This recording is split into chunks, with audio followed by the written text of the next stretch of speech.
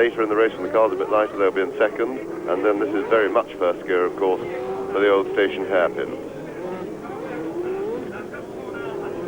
Apparently these cars now have, with a 3.5-litre engine, they now have enough torque that they don't chug too much out of this corner in first gear. In my day, we used to have to kick the clutch to try and get the rear wheels alight. And now looking from Brundle's car down to the chicane, slowed right down a few years ago for safety reasons. Great shame, but for safety it was necessary. Now short straight, right up through the gearbox, then into the Sabac corner, one of the quicker corners on the circuit, one of the more difficult ones. And then stay going left all the way, and then onto the brakes again, and into the swimming pool complex.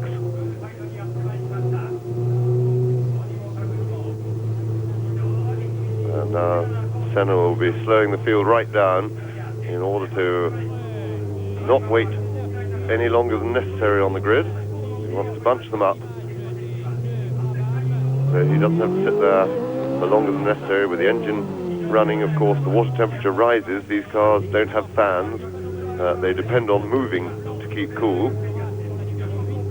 And of course, he'll have it in gear all the time, so the clutch will be dragging and causing friction. And again, he doesn't want to stay sitting in first gear with his foot on the clutch for too long, because the clutch can overheat doing that. Let me say again, as I say every year, that the first corner of this Monaco Grand Prix is the most crucial of the whole lot. If you can get into the first corner first, and that will be Ayrton Senna's objective, you've in effect got it made, because it's very, very difficult to pass.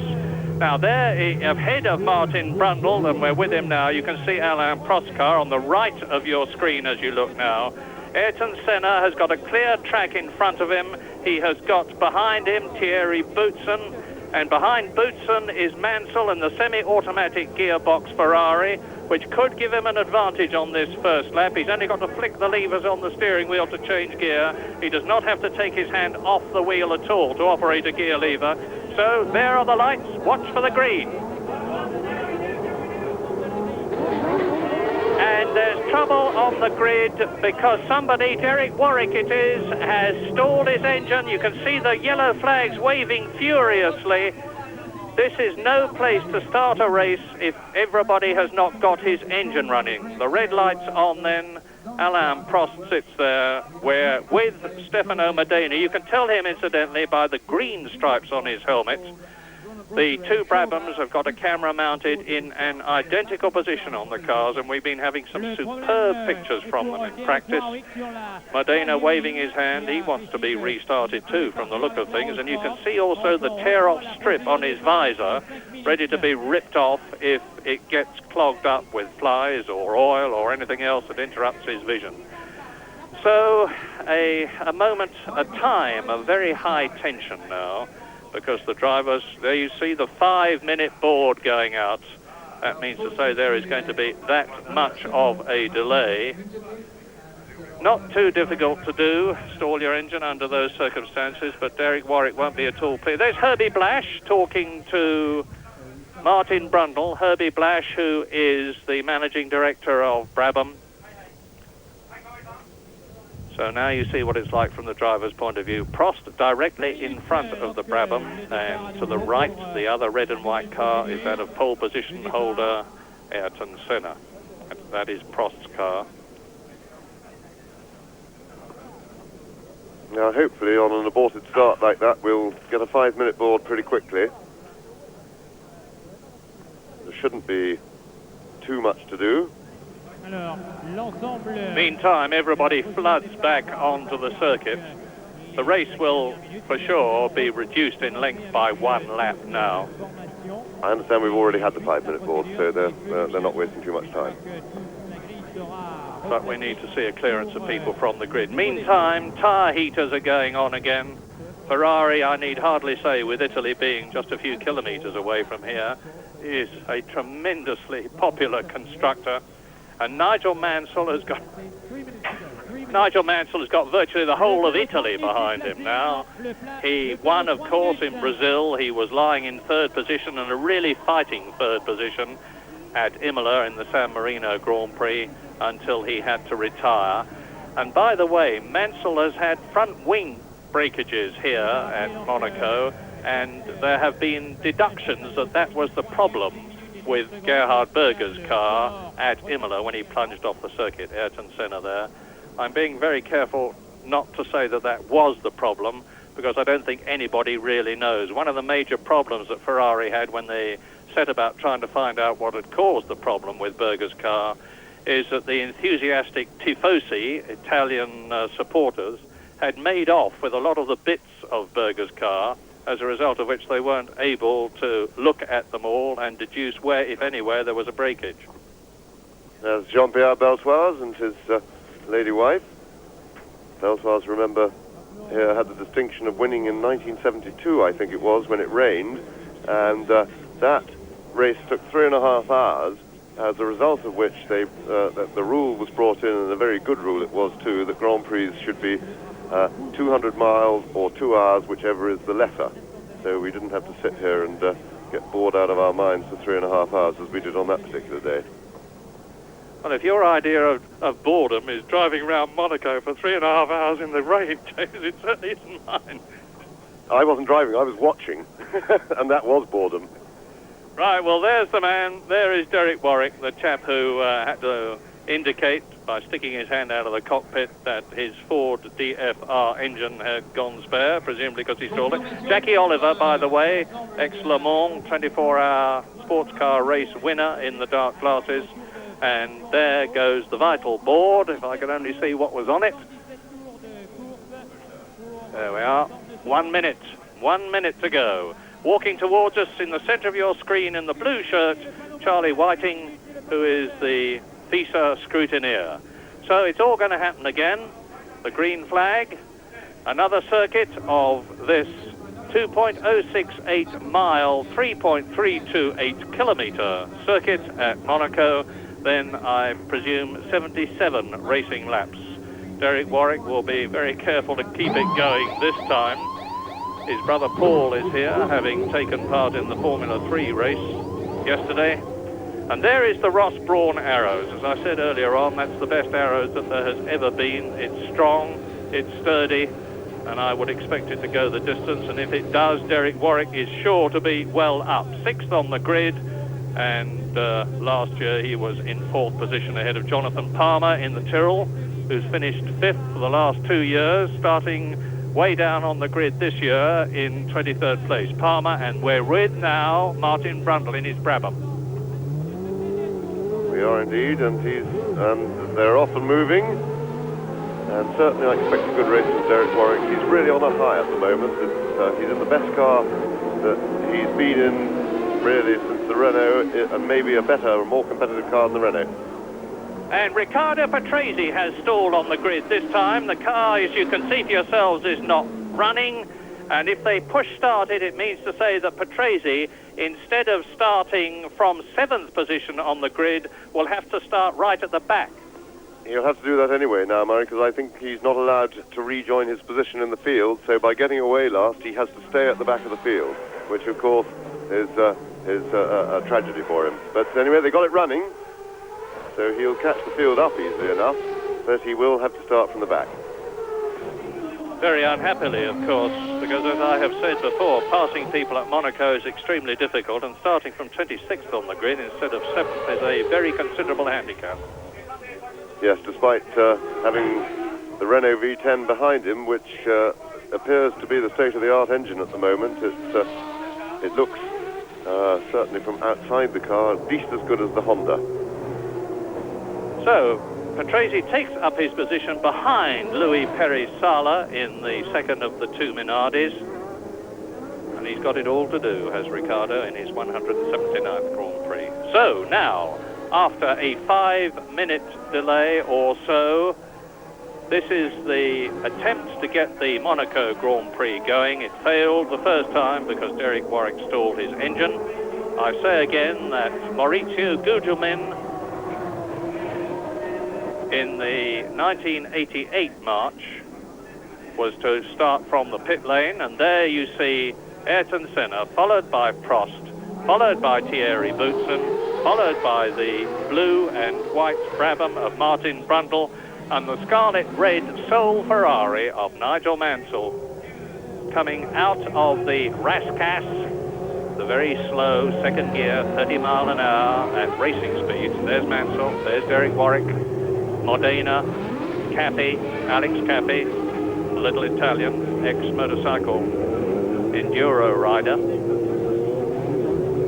Alboreto goes round, and now we see Martin Brundle's view again.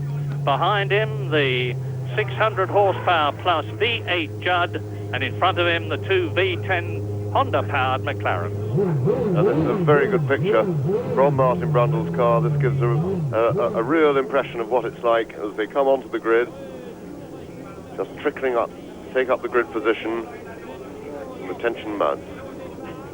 And I'm looking down the course to see Riccardo Patrese, as you see the lights in the top right corner of your screen. And there is Patrese. He is round the Rascasse corner, coming up into position. And after the red, it will be less than 7 seconds before the green and the start of the 1989 Monaco Grand Prix. Now, let's see. Senna gets away. Prost has got a flyer. Prost and Boutsen is behind him. Everybody is away now. Are they getting through Saint-Devant? It's Boutsen. Mansell is up a place. Mansell has gained a place already. Now they're sprinting up towards the Hotel de Paris. They are all round Saint-Devant safely. Patrese is already ahead of Sala. Coming up to the Hotel de Paris, and it is the two McLarens, then Boutsen, Mansell, Brundle and Warwick. And Senna really got away like a man who looks like he means business. Prost taking it a little bit more gently on the opening lap, but Senna got a great start and looks as if he's going to try and break the field as soon as possible. Yes, but this time, unlike last year, Alain Prost is in second position and not trapped behind a car as he was in 1988, the car of Gerhard Berger last year. Through the tunnel at 160 miles an hour, down to the chicane, and there goes Mansell, Brundle still up, then it is Derek Warwick, followed by Cappy. Now we're coming up to the swimming pool. They go through in fourth gear these days, taking it at about 85 miles an hour. That's Johnny Herbert, and the McLarens are still in front. And Martin Brundle is starting to catch Nigel Mansell as Prost goes through second. Then it's Boutsen, Mansell, Brundle, Warwick, Cappy. No, it's De Cesaris, and Modena is catching up. Modena has gained a place already. Tarquini goes through. Cappy has dropped back. 1 lap completed. 76 to go, because I confirm that it is going to be a 77-lap Monaco Grand Prix. It having been reduced by 1 lap in view of the full start. There is Olivier Gouillard in the Ligier with its Ford engine coming up the hill, round the Hotel de Paris, into Casino Square, turning right, plunging downhill. There is the Hotel de Paris in the foreground, round Massenet. And Riccardo Patrese is surging through the field. Look at him, he's taking Nelson Piquet, who started well down the grid after a lot of trouble in practice. That is Jonathan Palmer, and away they go, round the old station hairpin, now the Lowe's hairpin, up to the tunnel, and we're looking at the midfield men with Ayrton Senna still leading on the second lap from Alain Prost in second position. They go through the tunnel. Tremendous performance by Riccardo Patrese. I can't remember seeing anybody pass so many people in 1 lap of Monte Carlo, because remember, this is a lovely shot from Martin Brundle's car here through the swimming pool complex down into second gear, right, and then booting it away short straight into the Rascasse. Now down into first gear here, see winding on maximum lock. Now I have been told that above all, with Martin Brundle having Nigel Mansell in front of him, there he goes. The Brabham team are going for a finish. Derek Warwick is still there. And this is Martin Brundle coming up the hill at some 150 miles an hour. An incredible performance Now round the left-hander at Massenet. There is the 7-speed Ferrari in front, dropping down the hill into the right-hander at Mirabeau. Brundle, Judd-powered Brabham. There go the McLarens and Boutsen in third place has got Mansell behind him fourth, Martin Brundle in fifth position, it's Senna leading, and you can see it's all action at the hairpin, and we are now on lap 3 in the 77-lap race, as race leader Ayrton Senna seems to be easing away a little from Alain Prost. A long way to go. Boutsen third, Mansell fourth, Brundle in fifth position. There is Alex Caffey in sixth position, ahead of Derek Warwick and Medina. And I think that Prost is actually a little bit closer to Senna. Senna's bid for freedom to get away in the early laps seems to have not worked so far. Prost is quite clearly holding him. Yes, after 2 laps, Ayrton Senna had got a lead of 2.2 seconds. He goes past me now. There he is. There is the Brazilian. And that is Alain Prost. Now, as I've said before, Prost knows exactly what the score is. You can see the building gap between Prost in second position and Thierry Boutsen coming up to the Hotel de Paris in third place. Yes, and sure enough, that was the new fastest lap of the race from Prost, and he's reduced that gap by a full second. So Prost looks as if he's starting to mount his challenge. Now, this, of course, is going to be a challenge conducted with considerable patience, because it will take him all of the 70 laps to find a way around. We see a yellow flag in the tunnel, and it's Derek Warwick who's gone missing. We saw him slow down coming down to the station hairpin on the last lap, just had a subliminal flash of him, and what a great shame for Derek Warwick. Yes, now, James made a remark there about Senna and Prost. We have been assured, as I mentioned earlier on, that all is well between them, but I believe that not to be the case. Alain Prost was absolutely livid with Senna for what he regarded as a less than honest attitude, and there is one of the Minardis. It is that of Martini, Pierluigi Martini, and now Prost definitely going for it. He's right up with Senna. Yes, and I completely agree with you, Murray. That isn't the case at all. That was an assurance from the management of McLaren and not from the drivers themselves, and Prost is still very angry, and funny enough, he's looking like a driver who's pretty angry in the car. He looks very motivated indeed. Race order on this, the 5th lap. You can see for yourselves the battle for the lead between the 2 McLarens, and this really is a fight. Senna leading, Prost in second position. Boutsen is some 3 seconds behind as Prost continues to challenge. Mansell is in 4th place, Brundle is 5th, De Cesaris is 6th, Modena is in 7th position, followed by Tarquini, Caffey, Michele Alboreto in the new Tyrrell is 10th, 11th is Nannini, and 12th is Alio. And I'm wondering if Senna maybe has some sort of a problem, and that is Olivier Grouillard, the Frenchman, and he is out of the Monaco Grand Prix. And Senna is definitely not lapping as quickly as he was this morning in the warm-up on full tanks in race trim, or as quickly as I would expect him to be, so I have a sneaking suspicion that Senna might have some problem with his car. Well, if he has, Alain Prost will soon be taking advantage of it. Alain Prost has already won 4 of the last 5 Monaco Grand Prix. There's nothing he'd like more than to make this 5 and to equal Graham Hill's all-time record.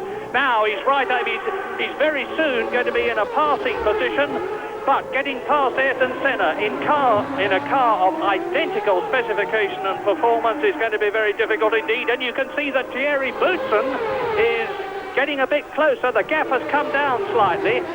If James is right, and I'm sure he is, this means to say that Prost could go faster if he could get past Senna. Now we must watch Boutsen, because Boutsen, you can see in the background, in 3rd position, is gaining slightly on the 2 McLarens ahead. And Boutsen is some 1 second ahead of Nigel Mansell. There is the red Ferrari in 4th place. Martin Brundle is still in 5th place. Down to the Portier, into the tunnel, upper gear. Past the stationary arrows of Derek Warwick, sadly out of this race. in an event which he expected to do well in and had every reason to expect to do well in. Now we are on lap 6. There's Boutsen, Mansell, so it's the two McLarens, Honda engines. Boutsen with the Renault engine. Martin Brundle with the Judd engine. Andrea De Cesaris is there in the Dallara. Now we're coming down to the Rascasse, which is second gear, 30 miles an hour. And if Prost can get his front wing close to the gearbox of Ayrton Senna's McLaren, he could be in a passing position as they come up to Saint-Devote, followed by Boutsen. Yes, he's going to have to get himself into position through the Casino Square. I'm sure that the place he's going to have a go is down the hill to Mirabeau, out of the Casino Square. So as they rise up the hill now towards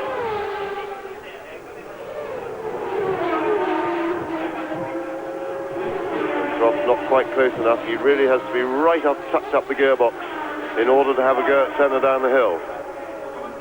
And Thierry Boutsen in third position has taken nearly 1 second out of the lead of the two McLarens. You can see for yourself, and you can see where Mansell is.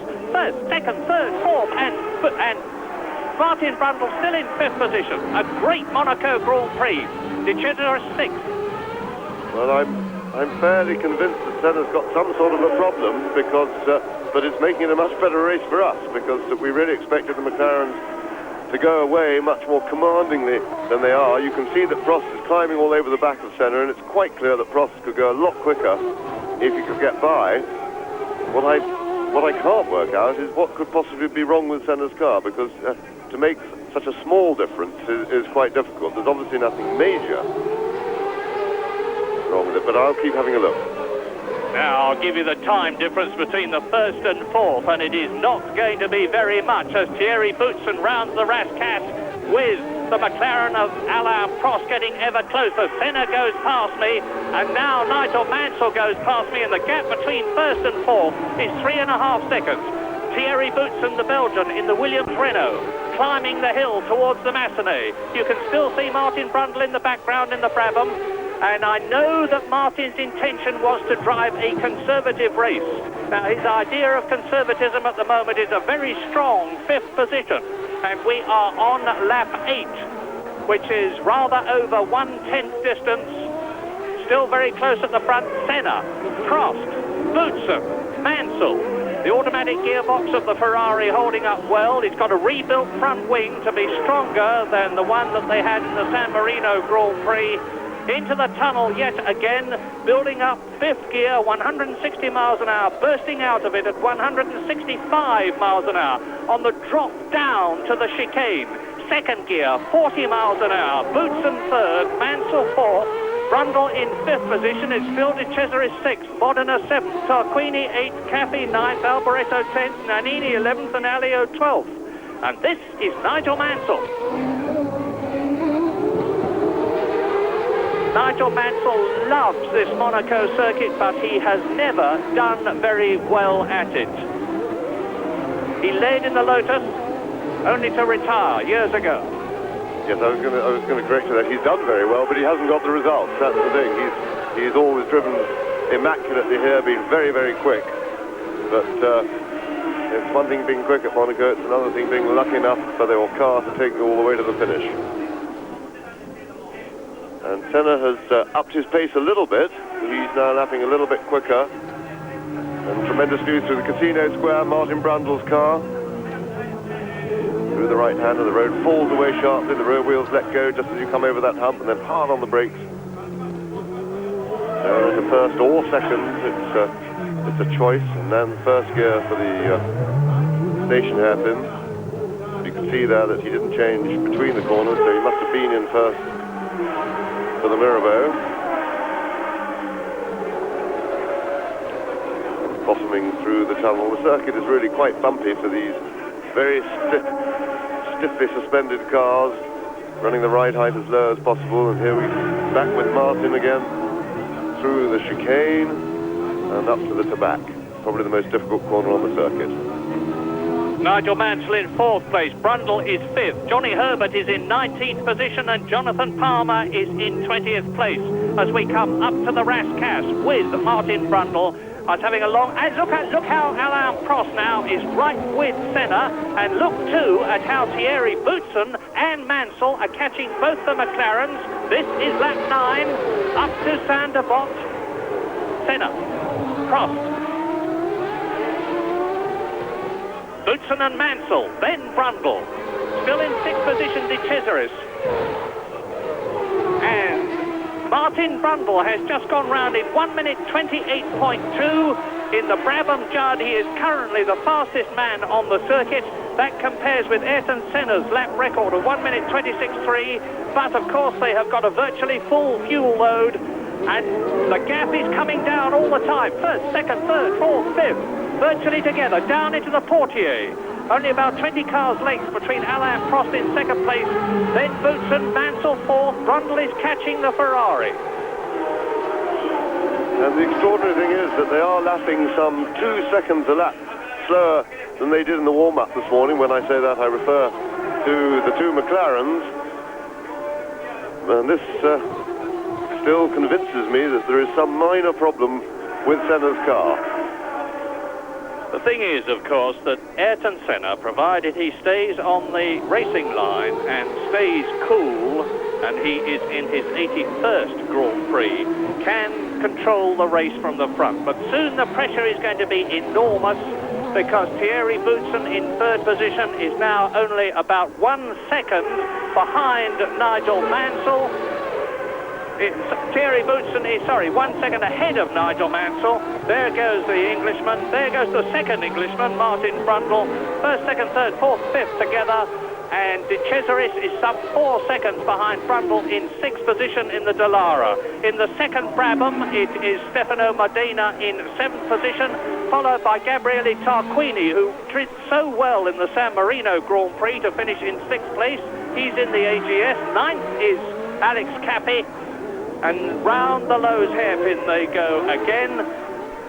Second gear this is. I had a long talk with Martin Brundle about gears just before this race started, and he said, of course, the cars this year, in comparison with the turbo cars last year, have got much more torque. They don't have to use the gears as much as they did in 1988. And Brundle comes down to the chicane, second gear, 40 miles an hour, chasing Nigel Mansell in 4th place in the Ferrari. Now we're with Brundle. That's the Ferrari ahead, and ahead of the Ferrari is Boutsen's Williams. They're round the swimming pool now. Left, right, tiny little short straight, right again. Then the left, past the boatyards on the left. Into the Rascasse. He's going to go hard right in a minute, and you can see the rear of the Ferrari getting closer and closer as Martin Brundle exits the Rascasse in 5th position, chasing Nigel Mansell. Over the line, Senna's just gone round in 1 minute 28.539, and he's just gone round quicker, but Prost is no, he's not. The fastest man on the circuit at the moment is Thierry Boutsen, 1 minute 28.3, and the Belgian is continuing remorselessly to gain on Alain Prost as we go into Casino Square with Brundle, now out of it. Past the new Metropole Hotel on the right, past the Mirabeau, that's where Alio went off last year, down to Lowe's. See Boutsen, the 3rd car, the white, yellow and blue Williams with its Renault engine, the Bernard Dudo designed Renault V10, and Martin Brundle is right up with Mansell. This is lap 12.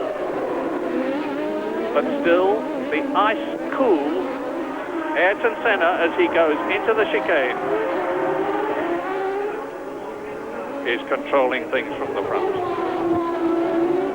And whatever problem he's got, certainly making it a better race, because we've got the first 5 cars very much in combat.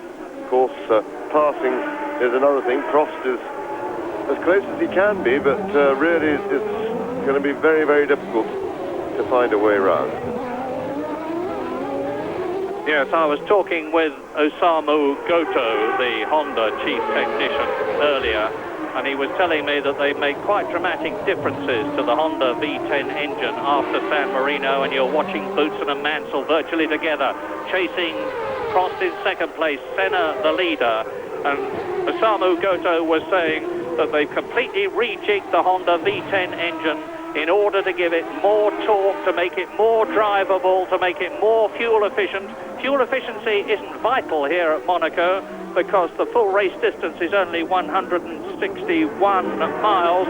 And now Mansell is very soon going to be in a position to try to pass Boutsen. Nigel Mansell then, against some people's expectations, has done 12 laps of this Monaco circuit. That semi-automatic gearbox, a suspect part of the overall Ferrari specification, has been beefed up. The electrics which control it have been strengthened, and Martin Brundle sees the Ferrari. Watch his right hand. That's the gear change hand. This is the swimming pool. Fourth gear he goes through there. You'll see his hand come off and change down into third gear. There he goes, down into third gear. Now to second. Cross hands. Here comes Martin. Up behind Nigel Mansell. And it's 1, 2, 3, 4, 5 cars going through to complete their 13th lap in this 77-lap Monaco Grand Prix. And it is the world champion Ayrton Senna in the McLaren Honda leading. Prost is in second place, Boutsen third, Mansell in fourth position, and Martin Brundle in fifth place with only about 4 seconds covering them. Andrea de Cesaris is still in sixth position. Down to the Mirabeau, the right-hander. Out of it, into Lowe's. What a race. There's about 3,000 horsepower there, those 5 cars. And Martin Brundle, the first 4 cars are using Goodyear tyres. Martin Brundle is the first Pirelli-equipped competitor. Went extremely well in practice on their qualifiers.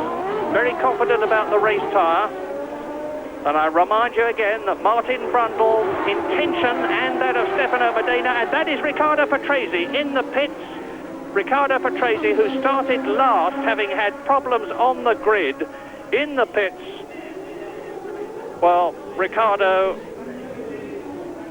obviously stuck there, and that's doing his chances no good at all. Meantime, out of the Rascasse again, up into the twisty section with Monaco Harbour on the right, up to Saint-Devote, the right-hander, 70 miles an hour, third gear, accelerating away up the hill towards Massenet, the left-hander. They build up to nearly 170 miles an hour, believe it or not, in this section before going down into fourth gear.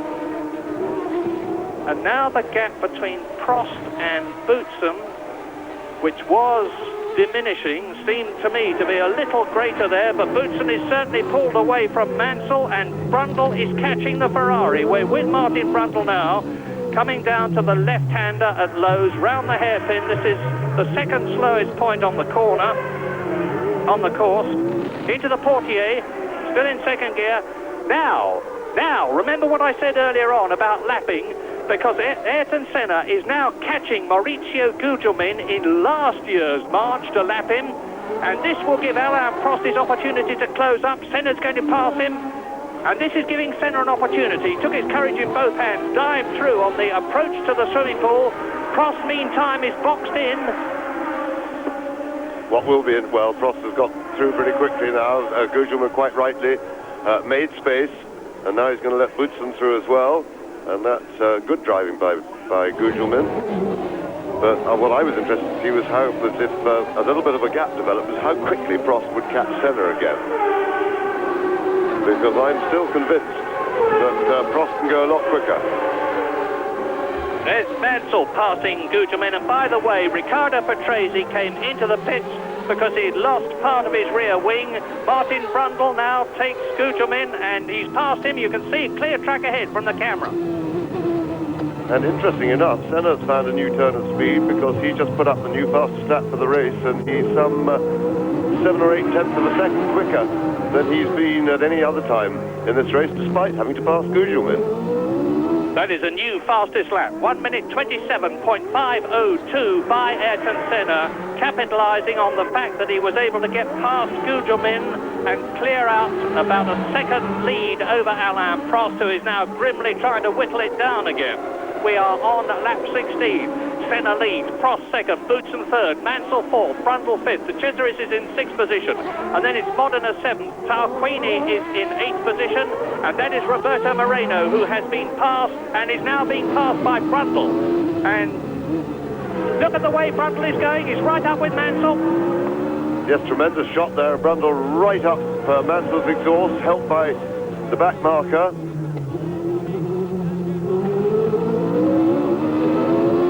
And I would think that, and you see the back of the Ferrari sliding around a little bit there, and I would think that Brundle is preparing to mount an attack.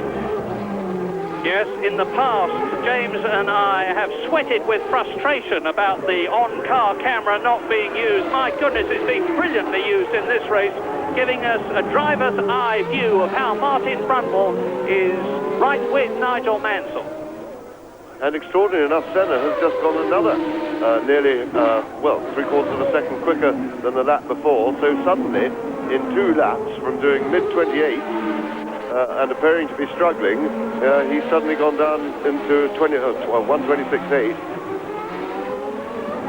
which is really quite a surprise, because I wouldn't expect, there was no reason for him to have been sandbagging before or not rushing.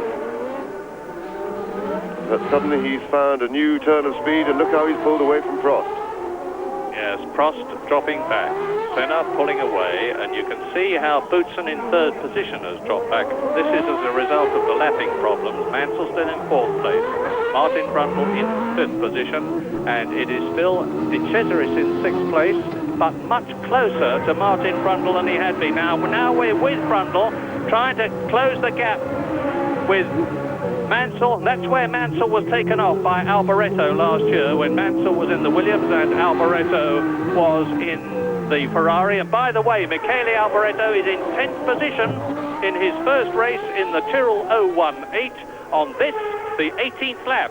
And Prost now can see Senna, but only just. Yes, Senna suddenly found a new turn of speed, quite dramatically, really, and he's some 3.8 seconds ahead of Alain Prost. And I think that's a new lap record, is it not? 1:26.2. Yes, by 1/10 of a second, Ayrton Senna has broken the turbocharged lap record, which he held himself. 86.26 was the previous record. It's now 86.3 miles an hour, and I suspect he's still got something in reserve. And I imagine that Senna, perhaps nursing his tires at the beginning of the race, is making a break for it now. You see Prost coming out of the chicane. Senna's coming up to catch and lap a Minardi smoothly and quickly, he hopes, because if he doesn't, it'll give Prost the opportunity to catch him. Lap 18, race order. There is the leader, Senna. Prost is now 3.8 seconds behind him, and 6 seconds ahead of Boutsen, who is third. Mansell is fourth, 3 seconds behind Boutsen. Then it's Martin Brundle, 1 second behind Mansell in fifth position. De Cesaris is in sixth place. Modena in the second. Brabham is in seventh. Tarquini is eighth, and Capi is ninth. Then it's Alboreto and Nannini. Yes, and of course Senna's sudden turn of speed has certainly stretched the leaders. Now the gaps are starting to spread. And Prost is now holding Senna. And Boutsen is missing. That is Riccardo Patrese in the pits, actually, but the order now is Senna, Prost, Mansell. No, there is Boutsen. My apologies. No, it isn't. Let's just check, get a good close look at the helmet. But anyway, whichever of the Williams it is, it's Senna leading. Prost is second. Mansell is now in third position. In fourth place, it's Martin Brundle. Fifth is De Cesaris. There is the battle for fourth position, with De Cesaris coming through in fifth place. Up into sixth position has gone the second Brabham of Stefano Modena. So both the Chessington-based Brabham judges are in the top six and in World Championship point-scoring situations. Mansell, third place. 12 seconds behind Prost now, and you can see how far ahead he is of number 7, Martin Brundle, in fourth place. And the answer is very, very little ahead. And it was Thierry Boutsen in the pits. So the Williams team have had a race of misfortunes. Riccardo Patrese starting last, coming into the pits early to have that damage repaired to his rear wing. Then Thierry Boutsen from a strong third position into the pits. And now on the 19th lap, as you look at Mansell in third position, chased by Brundle in fourth. It's Senna leading Prost by 3.6 seconds. Prost, however, has just gone round in 1 minute 26.7, which is faster than he's been round before, but not as quick as Senna has. As Brundle exits Casino Square into the Mirabeau, the right-hander. Now, the gap between Brundle and Andrea De Cesaris, the charging Italian in the Ford-powered Dallara, is 2.8 seconds, and De Cesaris is fifth. He is 4 seconds ahead of Modena. This is the view of Thierry Boutsen in a very stationary, and it's been there for a long time, Williams Renault. They're changing the rear wing, or they have changed the rear wing, so there would seem to be some sort of a problem with the Williams rear wing. There's Alan Chalice in the background just lifting the jack. This is Senna. Now, Senna is behind the major blocker of Grand Prix racing, René Arnoux. And now let's see where Prost is. Prost has been boxed in too. Senna passes Arnoux as they go up to Sainte-Devote, and Senna has now completed 19 laps in this 77-lap race. And it's Piquet in the sole Lotus because Nakajima did not qualify, chasing Arnoux. And certainly then Senna will be very grateful for the power advantage that his Honda engine gave him, because he was able to pass Arnoux on the straight on the pure acceleration, and that is about the only way you can do it, really, sensibly. And Prost is coming up to take Johnny Herbert in the Benetton, who is in 16th place. You can see the red and white McLaren with the Benetton in front. There is Herbert. Race order. Senna now leading by nearly 3 seconds. He's easing away from Prost, who still hasn't got past Herbert and certainly won't in the tunnel. I think he'll probably take him on the drop down to the chicane with a bit of luck. No, he won't.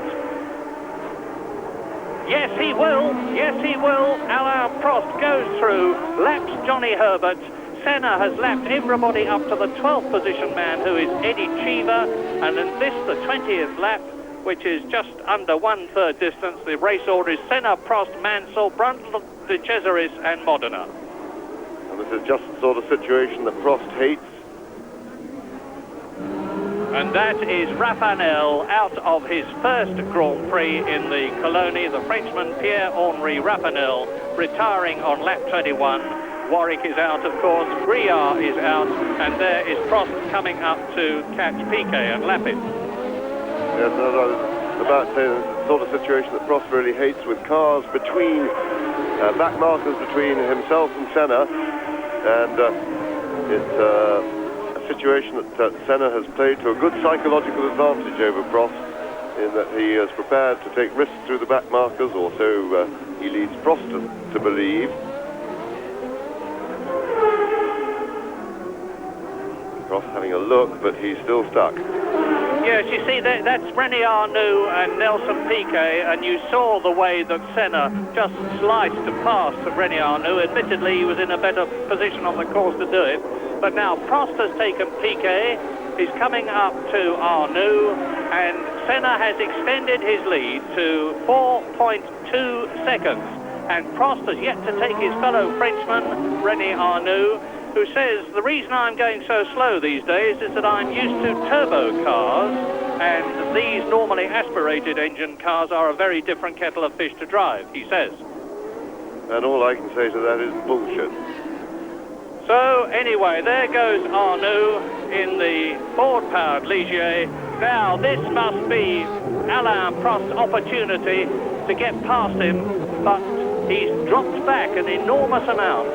The Senna's lead has been increased by 50%, and still Arnoux is holding Prost back, and Senna is now 11 seconds ahead of Prost. Prost has got the same problem with Arnoux that he had with Gerhard Berger in the Ferrari last year, and 40-year-old René Arnoux, who is the oldest driver in the race, is doing absolutely nothing to help Prost. And he is completely out of order. This is, I mean, it's really pathetic. Piquet, at least, was very good. Piquet got and Prost had to force his way by. Piquet got out of the way and made room, and Arnoux made no attempt to at all. Prost had to fight his way past, and really that is disgraceful for a man of his experience and everything in Grand Prix racing. Yeah, Arnoux is 14th. He's got Piquet right behind him now, 15th. Johnny Herbert is right up with Piquet in 16th position, and in 17th place is Jonathan Palmer. And there it is, there is the train, and there is Jonathan Palmer, and here is René Arnoux. You can see what James and I have been talking about. Nelson Piquet, 3 times world champion in the Lotus 101, as we see a replay of Alain Prost at the Mirabeau, forcing his way through on the inside, followed by Piquet, who has the door shut in his face by Arnoux. Yes, Piquet was unlucky not to get the jump then and get past Arnoux, because it's not going to be easy from now on. Herbert and Palmer. There goes Jonathan Palmer in the 1989 018 Tyrrell. His teammate Michele Alboreto is ahead of him. We're on lap 24, and Senna with a new record lap of 1 minute 26.017 has increased the lead over Alain Prost to 15 seconds. But that's just as much due to René Arnoux as it was to Ayrton Senna. And we're with Brundle, who's got Prost second ahead of him, and Martin Brundle in the Brabham in 3rd position, and he is 7 seconds behind behind Mansell, who is in 3rd place. So Martin Brundle in 4th position, Senna, Prost, Mansell, Brundle, De Cesaris, Modena. Tarquini is still 7th in the AGS. Cappy is still 8th in the Dallara. Michele Alboreto, who finished 3rd in the Ferrari last year, is up to 9th in the Tyrrell, and there is the race leader on lap 24, Ayrton Senna, number 1 world champion, 15 Grand Prix victories behind him, and a clear track in front of him, and a clear track behind him. Look at the gap. So now Ayrton Senna can, I would imagine, start to ease things a bit. He knows what the score is, particularly from his on-car radio and also from his pit signals. He is out on his own with a 15-second cushion between himself and Alain Prost. Senna, who actually had a 50-second lead last year here at Monaco, and allowed himself to get rattled by the fact that Prost had finally got past Berger to take 2nd position, and went off at this very point, Ayrton Senna, the portier, to retire and allow Alain Prost through for his 4th Monaco Grand Prix victory. And I can't see Ayrton Senna making that mistake again.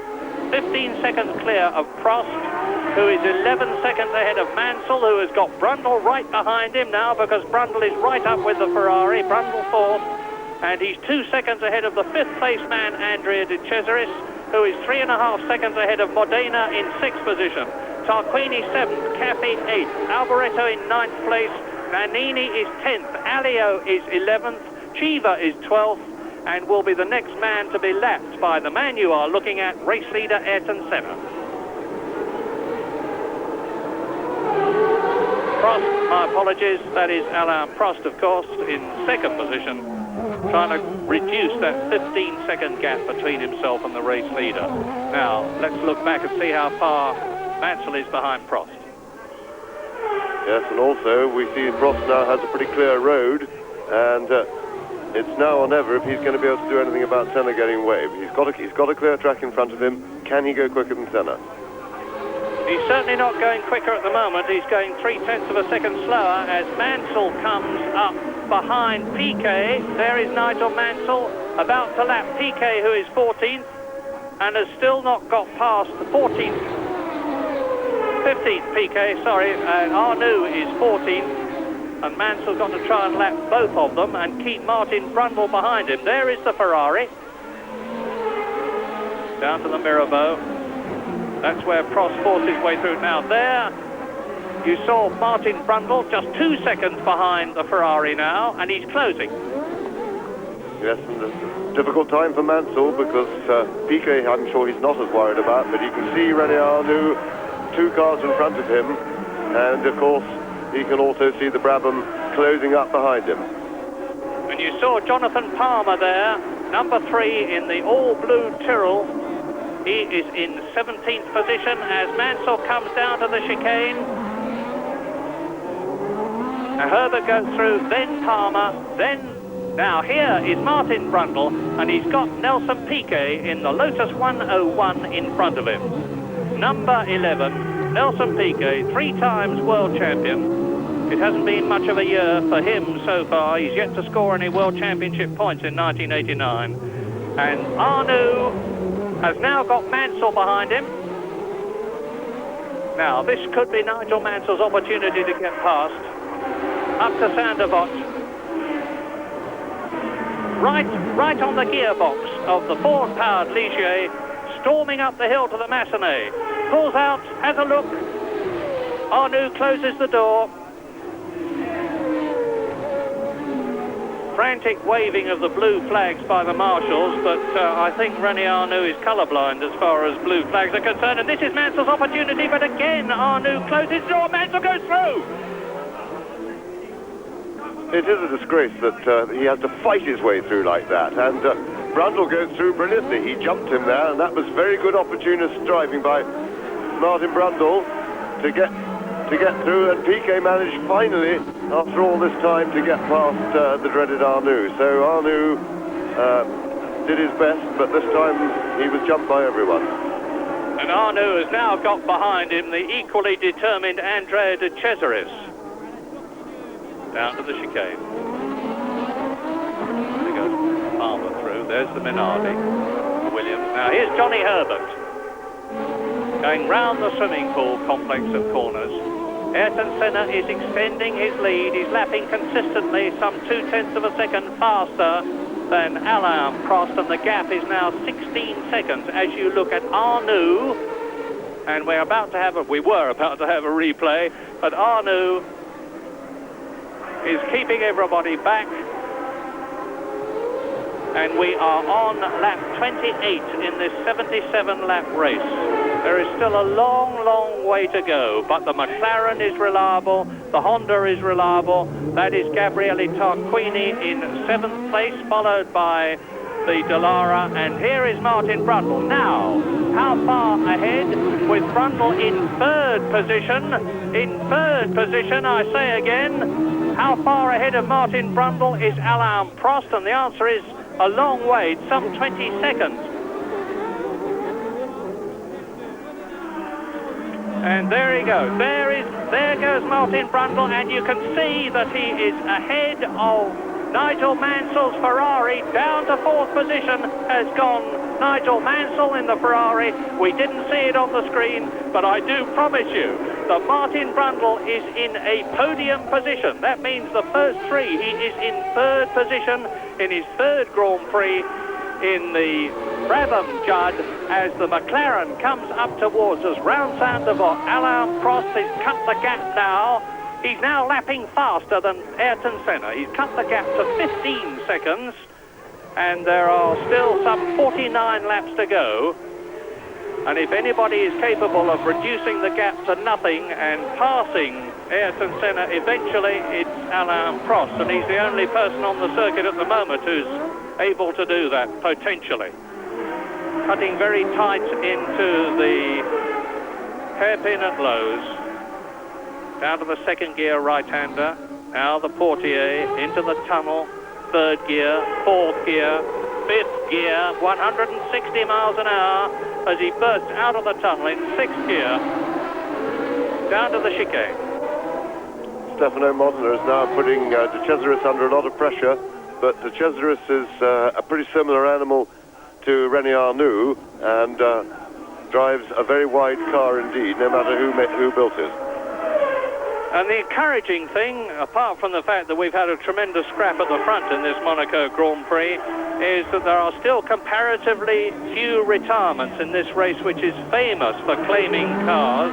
Modena is on his way. We've only got 4 retirements: Derek Warwick, Pierluigi Martini, Olivier Grouillard and Pierre-Henri Rapinel. And we look at Nigel Mansell, 4th position, trying to close the gap between himself and Brundle. Senna leads by under 15 seconds now. because Prost is still lapping faster than Ayrton Senna, grimly attempting to close the gap. Nigel Mansell is lapping slower than Brundle, and you can see that the Englishman in the Brabham is pulling away. So it's Senna first, Prost second, Brundle third, Mansell in fourth position coming up to Sainte-Devote. Now we're waiting for the fifth place man to go through, and he does precisely that. Andrea De Cesaris 9 seconds behind Mansell.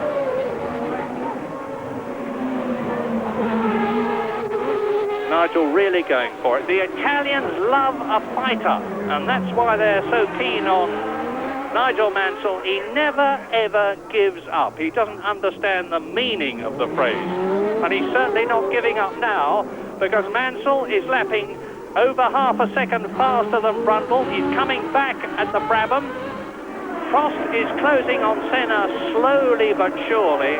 Brundle is in a strong third position, but getting weaker all the time as you watch the Scarlet Ferrari of Mansell coming down into the chicane. It's beginning to look like really the story of last season between Senna and Prost, in that Prost rather in his race trim, when he's got a clear track in front of him, marginally quicker than Senna, and then all they need is a bit of traffic, and all that work as he chips away to Senna's lead, goes straight out of the window, and Senna goes bursting through the traffic, and Prost is a bit tardy. And now Arnoux has got Johnny Herbert bearing down on him. Johnny Herbert, whose walking is still distinctly dodgy after his dreadful crash in Formula 3000 last year.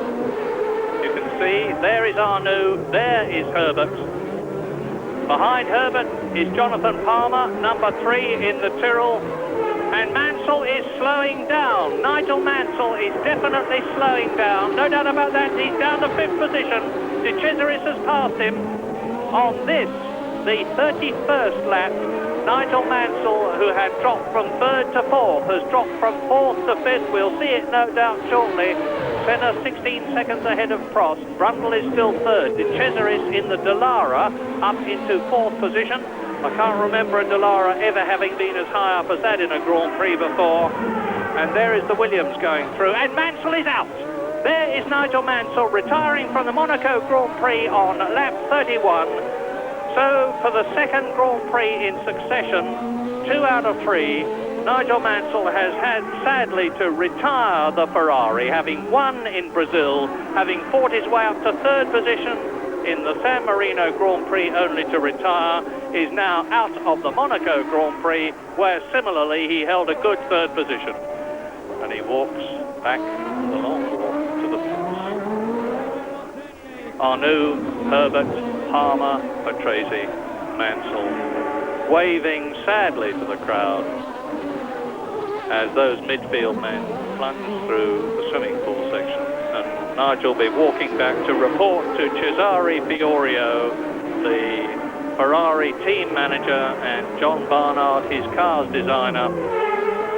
I'm guessing what the problem is. I suspect it is most likely to have been the gearbox, which, though improved, this new semi-automatic gearbox is thought by many people still not to be quite up to the job.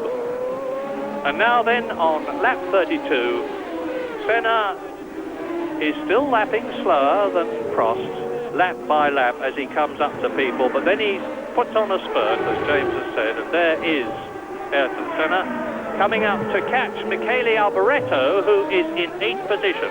Now you'll get an opportunity to see the new 018 Tyrrell. There it is, Alboreto, 8th position, about to be lapped by Ayrton Senna, race leader, ex-Ferrari driver, Alboreto, down to the Mirabeau.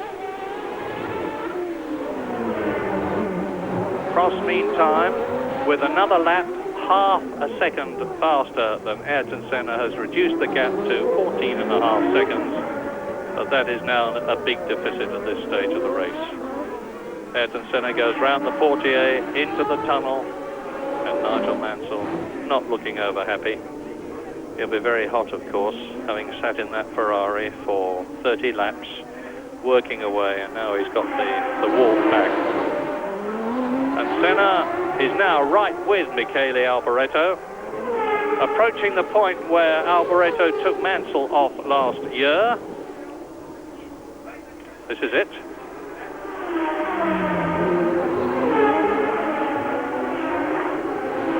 Senna undoubtedly not going as quickly as he could here. There's nothing he can do about getting past Alboreto at this point, but he's coming up to Saint-Devote where he certainly can. Yes, you watch the power of the Honda down the straight now. Can he swamp him? Yep, Senna just outpowers him round the outside. And he's been quite lucky a couple of times in that he's come from slower cars, like he came from Arnoux really for the first time on the approach to Saint-Devote and was able to get straight past him. And that's lost the fun. We've lost our picture. And here comes Nelson Piquet, number 11, Nelson Piquet, who is in 13th position, about to be caught and lapped by Martin Brundle in third place in the Brabham Judd. And if Martin keeps it up, he's going to have a podium position, third position, and that would be an absolutely terrific achievement by the Englishman. He's had 1 second in his career, only to have it taken away from him on a disqualification point. And sure enough, Mansell's problem, we have now been told, was a gearbox problem. And there goes... Now, there is Nelson Piquet being challenged by one of the Delaras. Brundle, with Martin Brundle, third position, 27 seconds behind Prost, who is consistently now lapping faster than Senna, but primarily, I think, because Ayrton Senna had that problem getting past the Tyrrell of Michele Alboreto, which Prost will soon be faced with. And now the McLaren is coming up to Ivan Capelli in the 891. This is the new march. This is Capelli in the new 891 march. His teammate Mauricio Gugelmin, of course, disappeared some time ago. And now Alain, now we're with Martin Brundle. How far is he behind Alain Prost? It's well over 20 seconds. He's coming round the swimming pool, down to the Rascasse. He's going to go hard right here in second gear. Accelerate away, round this next right-hander. Then there's a bit of a left kink. He's got the pits on his right, underneath the bridge, past our commentary boxes on the left, underneath the second bridge, up to Saint-Devote, third gear, 70 miles an hour. And Martin Brundle is now 26 seconds behind Prost, who is 14.5 seconds behind Senna, who is leading the race on lap 35 out of 77, coming up to half distance. Yes, and things are pretty settled now for Martin Brundle. I don't think he'd be entertaining any ideas about being able to catch either of the McLarens ahead. At the same time, he's got a very comfortable lead over his teammate Stefano Modena, who has got past the Cesaris. So Modena now in fourth place, and some 25 seconds behind Brundle. And if you're wondering why we're not getting any pictures from Casino Square, it's because the camera has gone down, so there will be a gap from going up the hill where Senna is now until we see them coming down the Mirabeau. And Senna now is on his 35th lap. Yes, well, the race is all fairly settled now, fairly stalemate, and so that gives me a chance to mention something that I had a letter, as I do from time to time, on very much the same subject last week, asking me whether I'd ever noticed that when the fact that if a car is half a second, say, ahead of another car, at 20 miles an hour that is X yards, and at 180 miles an hour that's a lot more yards. Well, slight insult to my intelligence that yes, I had noticed, and it's been going on a long time, these letters, but the fact of the matter is... Yeah, I'm sorry to interrupt you, James, but Prost has slowed right down and Brundle is catching him fast.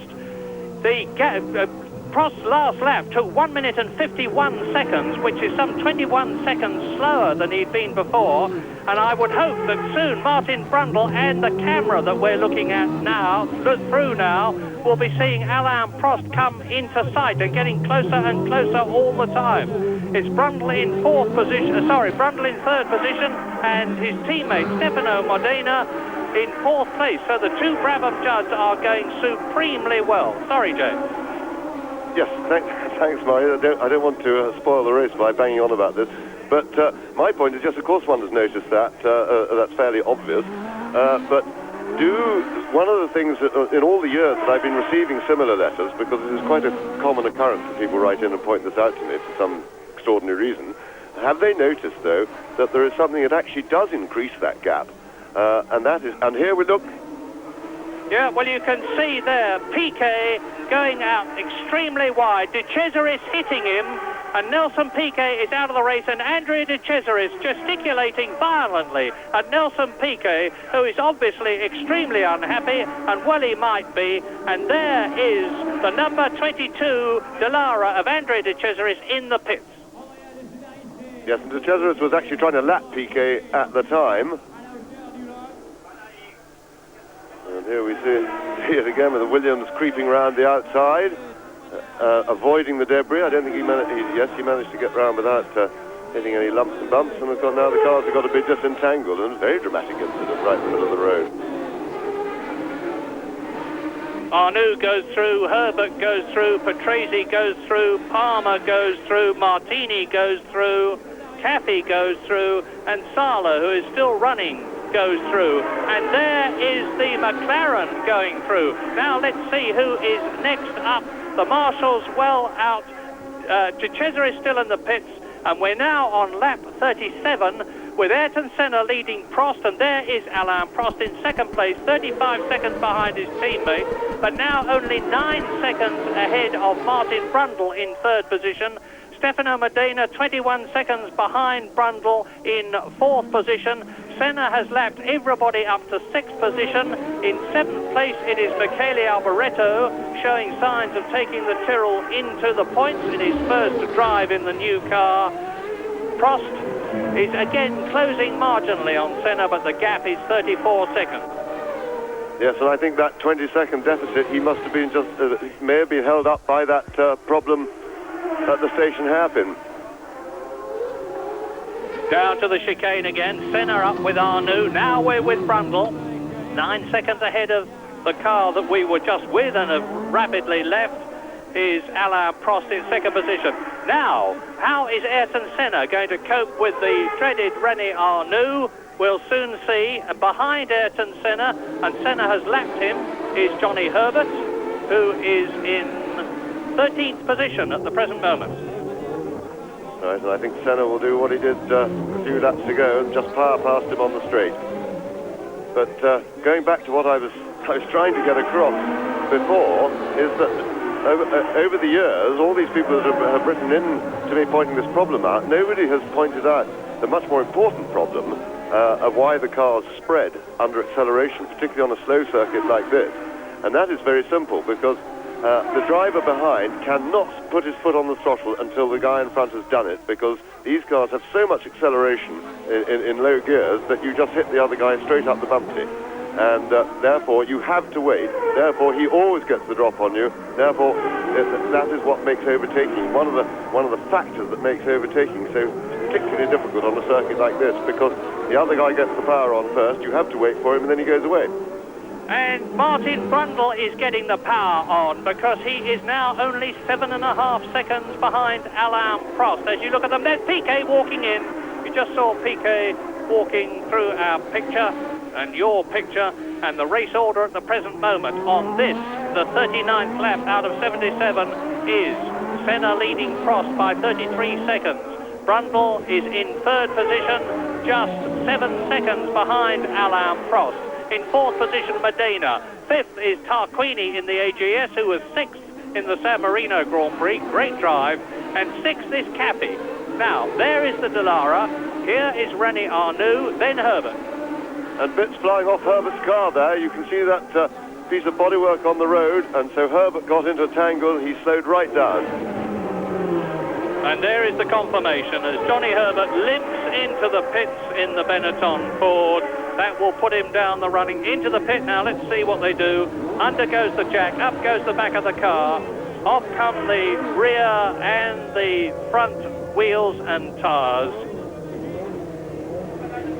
And the seconds are ticking away for Johnny Herbert, with Ayrton Senna now on his 39th lap. He's just gone round in 1 minute 27.8, which is some 1.6 seconds slower than his fastest ever lap. And Tarquini is up into 5th position. Race order now with Senna well on his way. He's got the race in his pocket once again, provided he just keeps rolling. We're at one half distance now, half distance. Senna leading Prost by 35.5 seconds, and the gap between Prost second and Martin Brundle third is, I'm just checking now, 7.5 seconds, no change there. Waiting for Modena to come through, and he's 23 seconds behind Brundle. Modena 4th, Tarquini is 5th, and that is Eddie Cheever, who has stalled his arrows at Lowe's hairpin. The marshals frantically getting him out of the way as the Coloni comes down of Roberto Moreno. And out of the race has gone Gugelmin in last year's March 881. Finish for the Brazilian. Gugelmin with his compatriot Ayrton Senna leading by a long way. Yes, and after what appeared to be a very reliable start to the race, after some 20 laps, we only had, I think, 3 cars out of the race, and suddenly they're going down 9 pins. Yes, Warwick out, Martini out, Griard out, Rapinel, Mansell, Piquet, Gugelmin. Here's the replay. Let's see what happens as Cheever spins the arrows. There goes the march to the right, followed by Martin Brundle.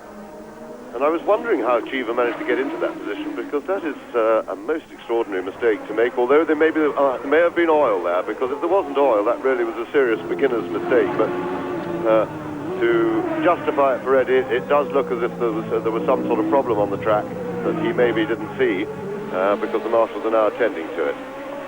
As Martin Brundle bears down on and passes Capelli's 1989 car, and this is the oil that Cheever missed, but Martin Brundle keeps to the right of it. Yes, and obviously somebody is pouring oil out, because there were lots of oil flags going down into Mirabeau just from that previous shot as they were approaching. So quite obviously somebody has dumped a lot of oil around that area of the circuit. Now let's just take a deep breath and work out what is happening at the front of this race. We are on lap 42 of the 1989 Monaco Grand Prix, and in the lead is Ayrton Senna. He's lapping in about 1.5 minutes. He has slowed down considerably, so he knows what he's doing. Alain Prost, of course, is in second place. The McLaren's first and second. There he goes, Brown the left-hander at Lowe's. 33 seconds now behind Ayrton Senna. There is the race leader, Ayrton Senna, going into the tunnel on his 42nd lap. And Martin Brundle lost 7 seconds on 1 lap, obviously because of that oil problem at Lowe's hairpin. He's now 16 seconds behind Prost. That's some 9 seconds more than at one time he was behind the Frenchman. And Stefano Modena is just coming through in 4th position. So it's McLaren first, McLaren second, Brabham Judd third, Brabham Judd fourth, that is Stefano Modena.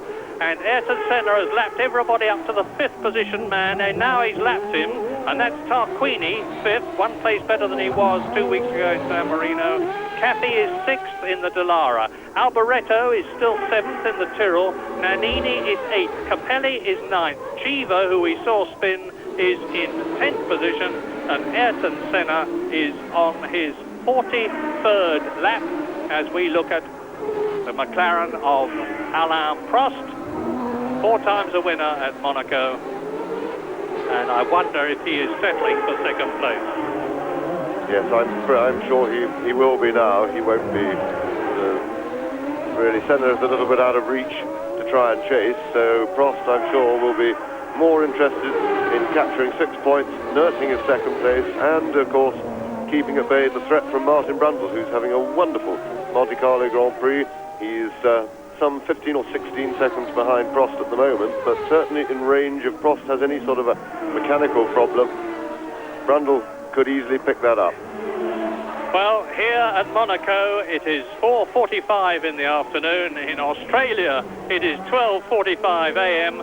I know that thousands and thousands and thousands of enthusiastic Grand Prix followers in Australia listen to us and watch us. welcome to you, and I hope you're enjoying your late night viewing. Yes, please, and may I also say good-eye to Australia, and good-eye to Alan Jones particularly, who I know is in the studio. I never get to hear his voice because we fire down one-way traffic, but good-eye, Alan. Lap 43, Senna goes through and takes Nannini, who we have seen very little of in this race. Alessandro Nannini, the Italian in the Benetton Ford, and it is beginning to look as though last year's Benetton, the 188, is now past it in the same way that the March last year's car is past it, and Ian Phillips and Adrian Newey, the top men at March, decided to race their new car, and a lot of people, and I'm one of them, are hoping that the new Benetton with the new Ford V8 1989 engine will be racing in Mexico and giving the McLarens more of a run for their money. That is the diagram that shows you the gap between Ayrton Senna, who's just going through the tunnel, and you can see that he's almost exactly half a lap ahead of the green spot, which is Alain Prost, as Senna goes into the swimming pool. And there is Prost going down to the Mirabeau, the right-hander. Now the little drop down to Lowe's hairpin, 30 miles an hour, just about the slowest part on the whole course. And Ayrton Senna is leading Prost by 36 seconds. Prost is 14 seconds ahead of Martin Brundle, still third. Going back to what you were saying a couple of minutes ago, Murray, I'm certainly looking forward to the advent of the new Benetton Ford, because although Cosworth, Ford and Benetton are trying to play down, keep a low profile about the performance of the new engine, I hear rumours that they're very pleased with it. It's pretty good, and it will be good for Grand Prix racing, good for everybody to see McLaren's challenged and challenged healthily. Now that was Alain Prost bundling its way past Sala in the Minardi, and this is Martin Brundle trying to do something about Alain Prost, like catch him as he goes through the swimming pool complex into the sweeping left-hander on the way to the Rascasse again. The paddock on his left. Now the right-hander, which leads into the left kink that you see, pits on the right into what is laughingly called the start and finish straight. It's anything but as he approaches Saint-Devote, bursts his way up the hill towards the Massenet, and Piquet is almost home, and Martin Brundle is starting remorselessly to catch Prost. He's brought the gap down from 14.5 seconds to 12.5 seconds. Martin Brundle is actually the fastest man on the course now. 1 minute 27.9 seconds. Number 7, Martin Brundle, 29 years old, from Kings Lynn, in his 58th Grand Prix, and he is lapping half a second faster than Prost and marginally faster than Ayrton Senna, who is extending his lead over Prost, the Frenchman. And Martin Brundle coming up to Eddie Cheever now in the Arrows, and Cheever is approaching the place where he spun. My apologies, it's Modena. We cut from Brundle to another Brabham, and that is Stefano Modena in 4th position, trying to lap Eddie Cheever. Race order: Senna, Prost, Brundle, Modena 4th, Tarquini 5th, Capi 6th, Alboreto 7th, Nannini 8th, Capelli is 9th, Cheever is 10th, Arnoux is 11th, and Jonathan Palmer in 12th place has not succeeded in getting past the Ligier of René Arnoux. 13th is Sala, 14th is Boutsen, 2 laps down. Then in 15th place, Roberto Moreno, also 2 laps down. 16th is Johnny Herbert, 3 laps down. And that's about it. Now, here we are with Stefano Modena, and you can see the arrows of Eddie Cheever, who is now, I'm glad to say, completely comfortable in the arrows, it having been altered to accommodate his height. And those pictures were a very good representation of how you have to let the guy in front put the power on first, because you saw, despite the fact that Modena is considerably quicker round a lap on his own than Cheever, and is in fact lapping Cheever, when they get into the slow corners, you see, and then the arrows just goes away.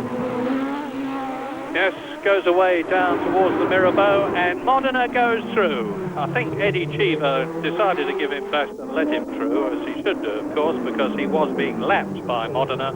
Fourth position, you can see the caption there, Senna, Prost, Brundle, Modena in fourth position, followed by Gabriele Tarquini, who has certainly been one of the finds of Grand Prix racing this year. Gerhard Berger has just walked into the box behind me, and while you are looking at Modena and Cheever going through the chicane, I'm taking a quick look over my left shoulder, and I can tell you that Gerhard is looking in good form, smiling and talking. He's going to do a bit of commentary for Austrian television, and those very thin gloves are just hiding some very small dressings across the palm of his hand. And Cathy has gone up, while I'm talking to you, into fifth position ahead of Gabriele Tarquini. So, race order now. Senna first, Prost second, Brundle third, Modena in fourth position. Alex Cathy, the little Italian in the Dallara, up into fifth place ahead of Gabriele Tarquini in sixth position. Seventh is Alboreto. He's only a second behind Tarquini, so that's a battle we would like to see. Eighth is Nannini, and the Benettons are certainly out of their depth here at Monaco. And there goes Stefano Modena.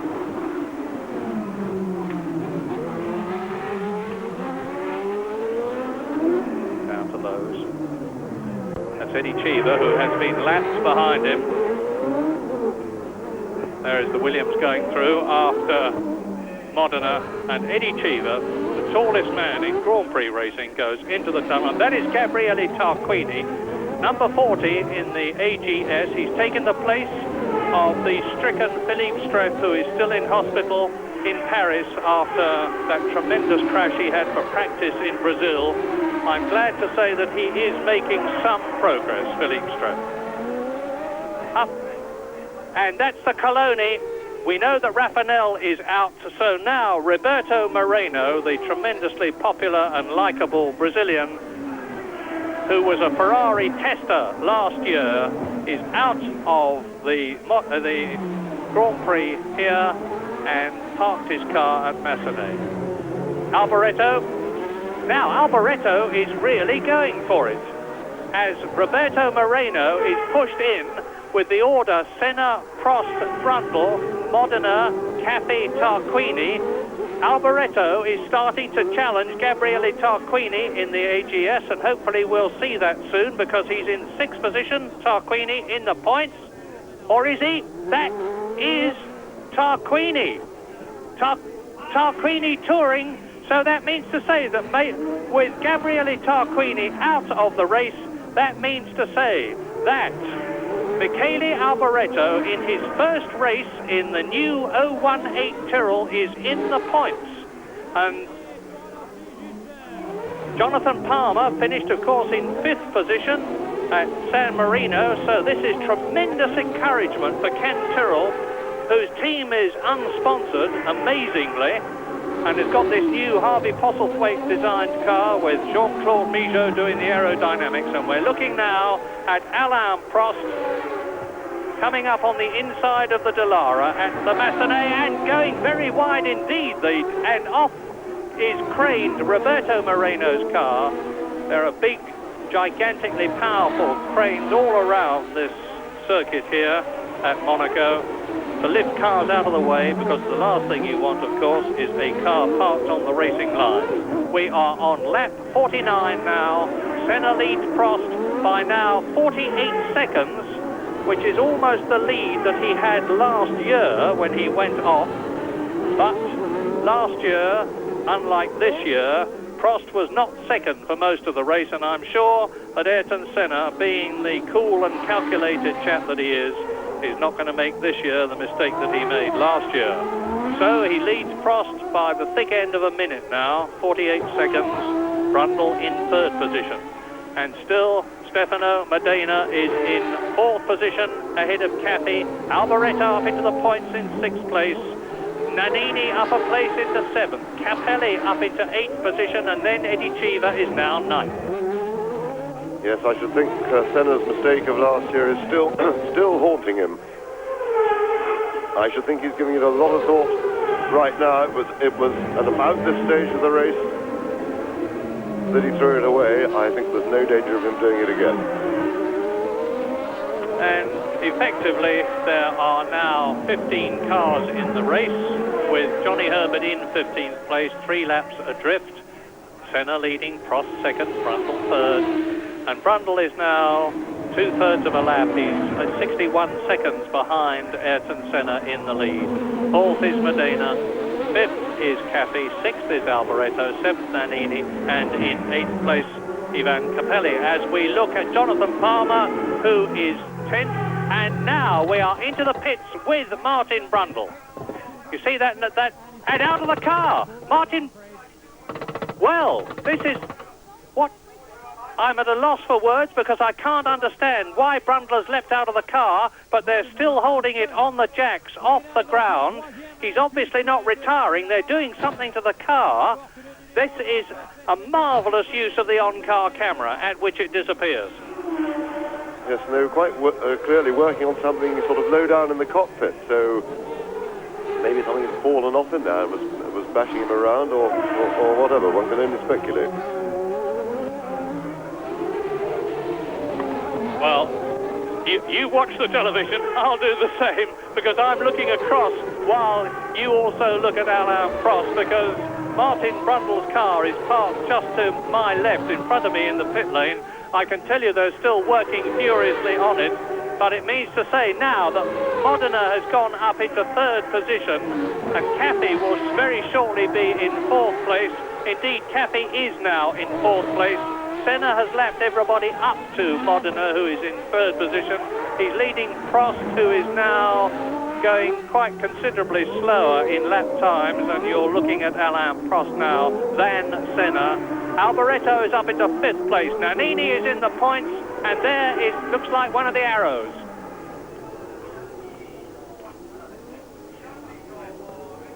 Well, I can tell you that it's not an arrow, and I'm just trying to look through the murk and the smoke. And there is the answer. Luis Perez Sala, the Spaniard, with that looks like steam rather than smoke.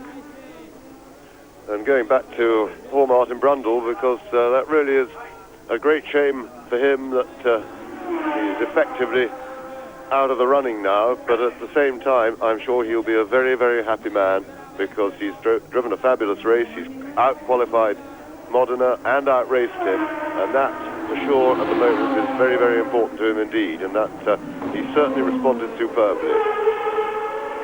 And just for the record, it certainly wasn't steam, and it certainly was smoke that was coming from the engine compartment of Sala's Ford-powered Minardi. And Martin Brundle is out of the pits. As I talk to you and you look at Nannini, Martin Brundle, I'm wondering, because this is not an unknown occurrence, whether the fire extinguisher came loose in the compartment and dropped around the footwell where it would have interfered with the pedals. Anyway, at the present moment, Senna is 50 seconds now ahead of Alain Prost, with Modena in 3rd position, nearly a full lap behind the flying McLaren Honda of Ayrton Senna.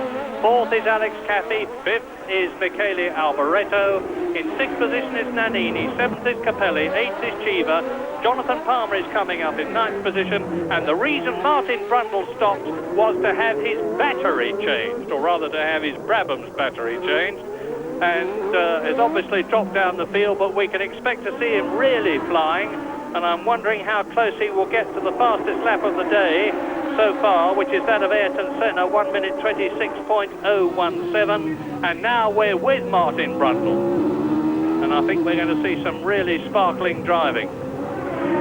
He's going for it. Yes, unfortunately, a battery change is a pretty major job. It's right in the middle of the cockpit. And that's Sala wandering back, having a little look round, see how the others are getting on. Luis Sala from Barcelona, his 17th Grand Prix, and he's walking home from it. Martin Brundle rejoined in 10th position behind Jonathan Palmer, who is now 9th, with his teammate Michele Alboreto in the points. Now, here is Martin. Massenet. And it's Jonathan Palmer ahead of him.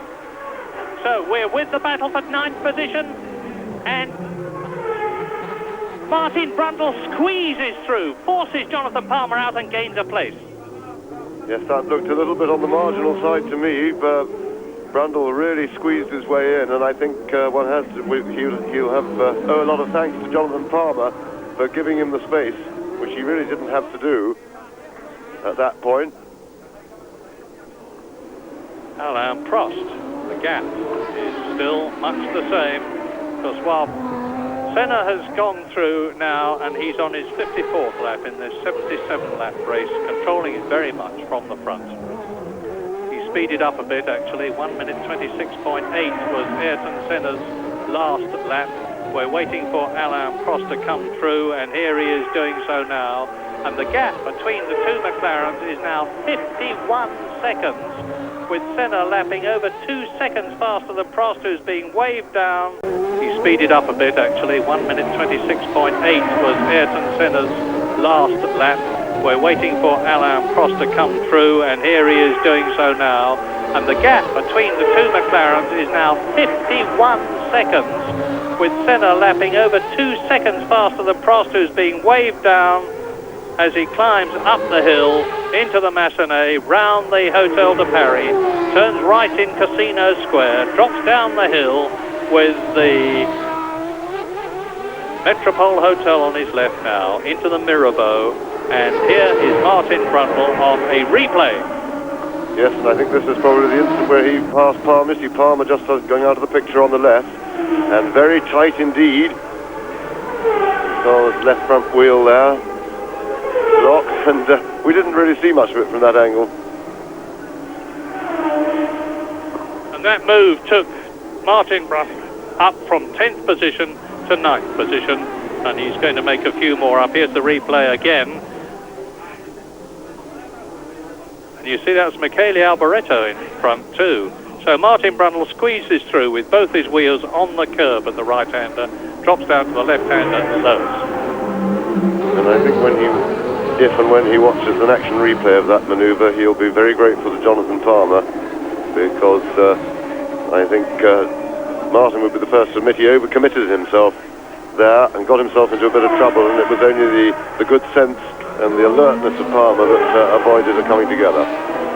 Well, you're watching René Arnoux, who is in 11th place, and the race order on this, the 55th lap, is Senna, Prost, Modena, Cappi, Alboreto 5th, Nannini in 6th position, Capelli in 7th place. Only Senna, Prost and Modena are on the same lap, and Modena is not going to be on the same lap very much longer, because he's going to be caught and passed by Senna, and maybe we'll be able to see that from his on-car camera. In 6th position behind Alboreto, it's Nannini. 7th is Capelli. Then 2 laps adrift in 8th position is Eddie Cheever, being chased hard by Martin Brundle, 9th, ahead of Palmer, 10th. René Arnoux is 11th, and Thierry Boutsen, who rejoined the race some time ago after his pit stop, is in 12th position, but well down. And that is Alessandro Nannini in 7th place. Modena. Now watch, see they're keeping away from the edge of the curb there because of the oil that they knew was laid down earlier on. And Ivan Capelli is now stuck behind René Arnoux. And Capelli is in 6th position, so he's coming up to try to lap the Frenchman. Let's see if he succeeds. There's Capelli 6, and he goes through at the chicane, squeezes past René Arnoux, who is in 11th place, has been lapped by Capelli. And you can see that Capelli in turn has got Modena behind him on the circuit, but very much ahead of him on the race, because Modena is nearly a full lap ahead of Ivan Capelli, the Italian, in the new March. And now Modena's coming up to take Arnoux. Modena, who is in 3rd place, Arnoux, who is 11th, and we're watching, and Senna is catching both of them.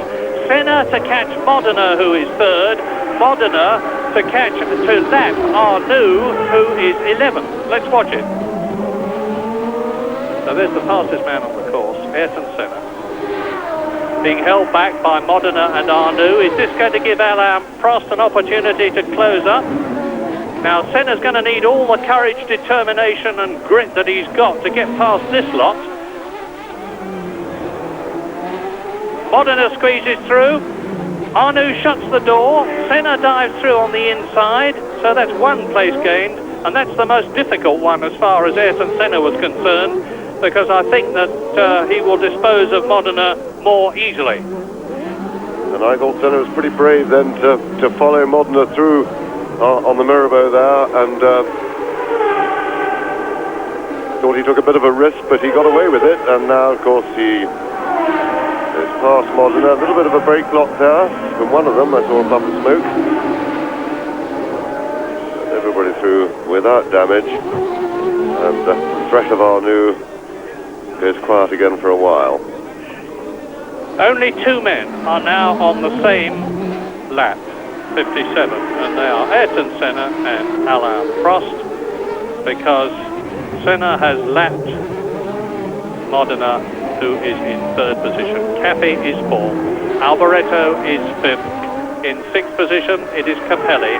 So the new march in its first race, the 891, with Ian Phillips, Adrian Newey and Tim Holloway determined to race it and get some racing mileage, are being paid back by an in-points position for Ivan Capelli in the new march, who's yet to score points in this 1989 season. And you're looking at Alain Prost, who I think has not got a hope of catching Ayrton Senna unless something pretty dramatic happens to the Brazilian, like car trouble, which is frankly inconceivable these days with the McLaren chassis and the Honda engine, or Senna being blocked by somebody, or hitting a patch of oil or something like that. Senna has got the race in his pocket, provided he just keeps going.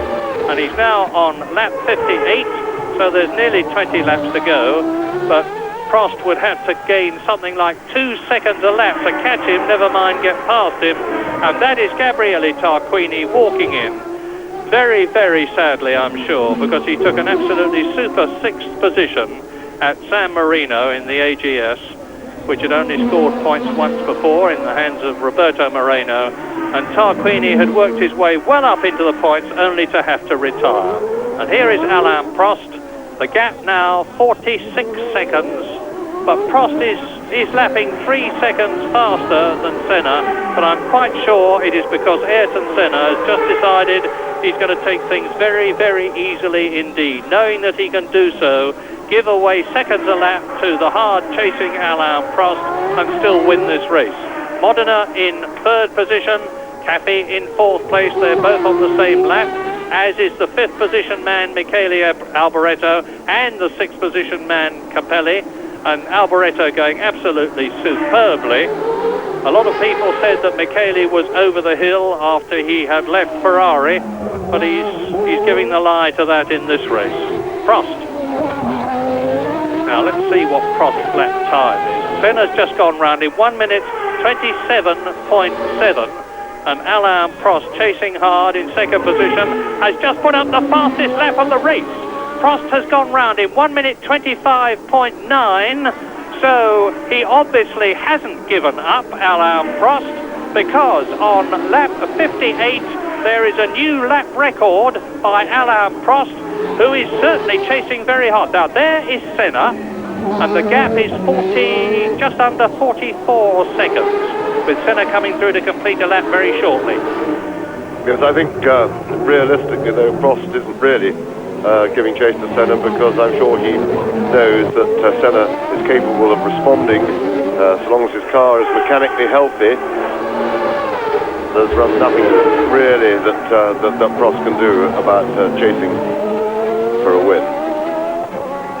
Well, we've got two ways of checking, one of which is with my stopwatch, and I've got it running on Alain Prost now, waiting for it to come through and complete the lap as we ride with Stefano Modena chasing the Williams in front of him, and Senna well on his way on this, his 60th lap out of 77. The gap was something like 47 seconds between him and Alain Prost, who should be appearing in my sight. Indeed, I can see him now, and he goes through, and the gap is 40.8 seconds. Prost is definitely, and he's gone round he's broken the lap record again.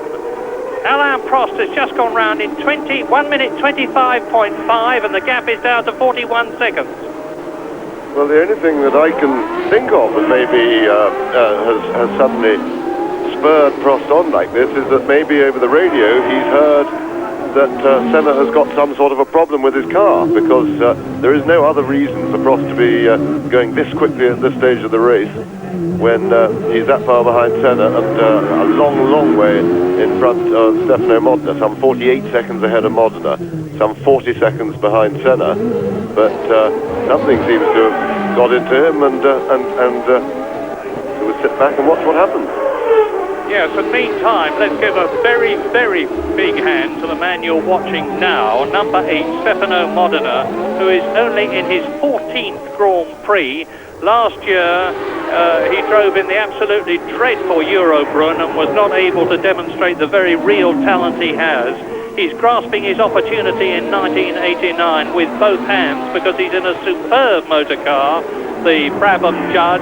He's in 3rd position and looking like finishing on the podium for the first time in his career, a career which I'm sure is very capable of extending to become world champion one day. He is that good. Now, meantime, Senna is fighting back. 1 minute 27.1 compared with Prost 1 minute 28.2. The gap remains at 42 seconds. Senna leads on lap 61 out of 77 by 42 seconds from Alain Prost. Modena is still 3rd. Cathy is still in 4th position, so it's McLaren 1st, McLaren 2nd, Brabham 3rd, Dallara in 4th position. In 5th place, the Tyrrell of Michele Alboreto, and in 6th position, the March of Ivan Capelli. 7th is Nannini in the Benetton. 8th is Eddie Cheever in the Arrows. 9th is Martin Brundle, fighting back after having lost all that time changing his battery in the pits. And we are looking now at Capelli, chased by Boutsen. Capelli, who is, I remind you, in 6th position. Boutsen, 2 laps behind him in 11th place. And there is the confirmation. You can see only 2 people on the same lap, Senna and Prost. And the 1989 Monaco Grand Prix is drawing to a conclusion. 16 laps to go. Capelli and Boutsen. A long, long distance between them in the race. Not very much distance between them on the track. There's the new March with its new sponsorship. There's Boutsen, and you're actually looking at the 1988 type Williams with the new Renault V10 engine, because the new car, the Patrick Head design new car, has yet to appear. They're very satisfied with the performance of both the car and the engine, and you can see that Boutsen is being caught by the Brabham Judd behind him, and Senna is now on his 62nd lap and extending the gap. So any thoughts that we, or I suspect anyone else may have had, that Alain Prost could do something about Ayrton Senna are being very rudely dispelled by the Brazilian, who will certainly want to establish or attempt to establish psychological dominance as Boutsen goes through and takes Capelli. Senna will be trying very hard indeed, particularly after the unpleasantness following Imola between himself and Alain Prost. And we're riding now in the Brabham Judd of Stefano Modena in 3rd position.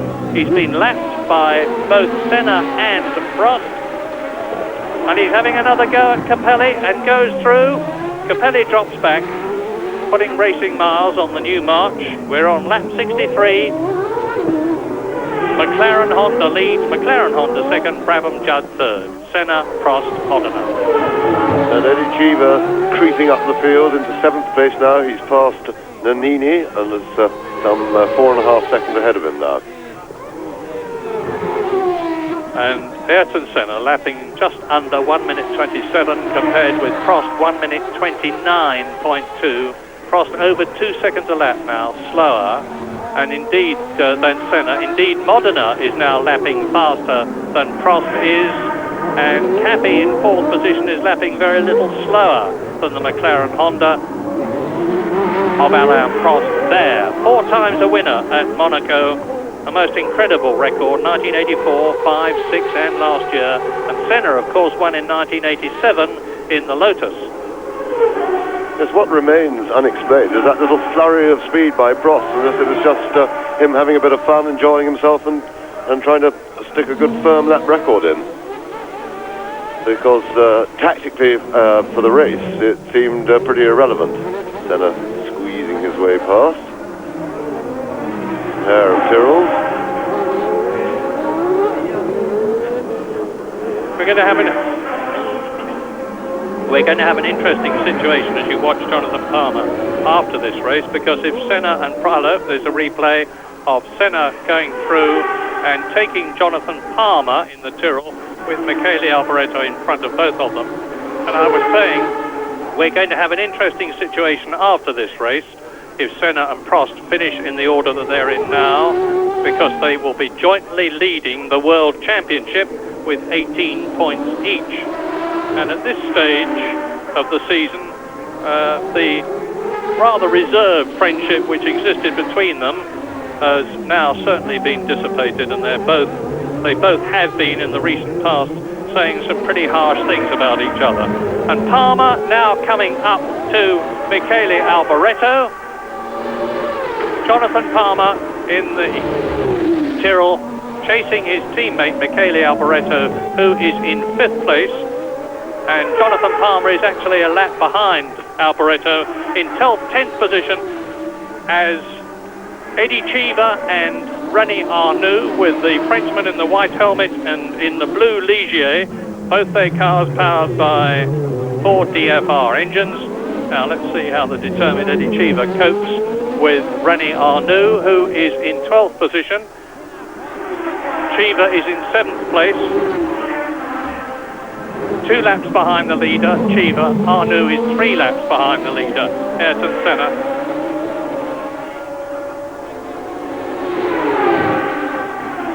Meantime, Ayrton Senna is remorselessly reeling off the laps. He's on his 65th lap now, just 12 laps to go. Cheever goes through, and Arnoux actually interlocks wheels momentarily there. The Frenchman's judgment seemed to be a bit lacking there. Now De Cesaris is trying to take him in the Dallara. Andrea De Cesaris, who is well down actually, he's in 14th place, having had trouble earlier on. And here's the replay. Now watch Arnoux. Yes, Arnoux turns in. I think they actually just touched front wheels then. But really, I mean, there's nothing really one can say about Arnoux. He just shouldn't be doing it. Well, while you watch him, I'll tell you that we're on lap 65. Ayrton Senna has a commanding lead of 50 seconds now over his teammate Alain Prost.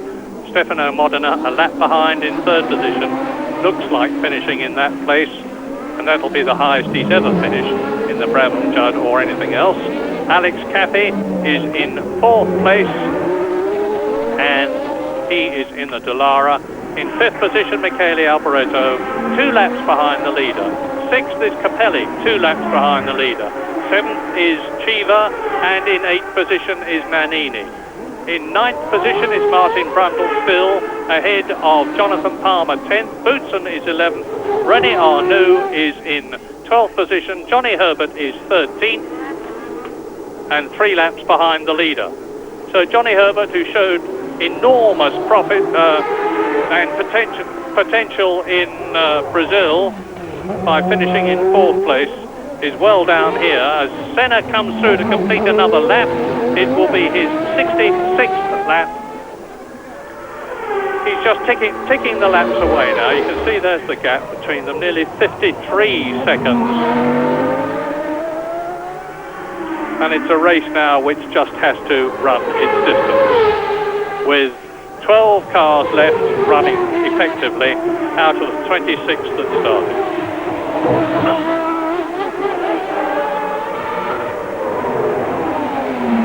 This is the mirror boat. And this is Martin Brundle. It's Arnoux in front of him. Martin Brundle in 9th position. About to lap, or is he? René Arnoux, who is in 12th place, exiting the Rascasse with the McLaren behind them. Now is Arnoux going to let Brundle through? Brundle just absolutely sails past the Frenchman. Prost is coming up to lap him again now, having already done so. And in the background you can see the Williams of Thierry Boutsen, the Williams Renault. This is lap 67. 10 laps to go. Prost inside Arnoux, who goes wide, locks up his right front momentarily.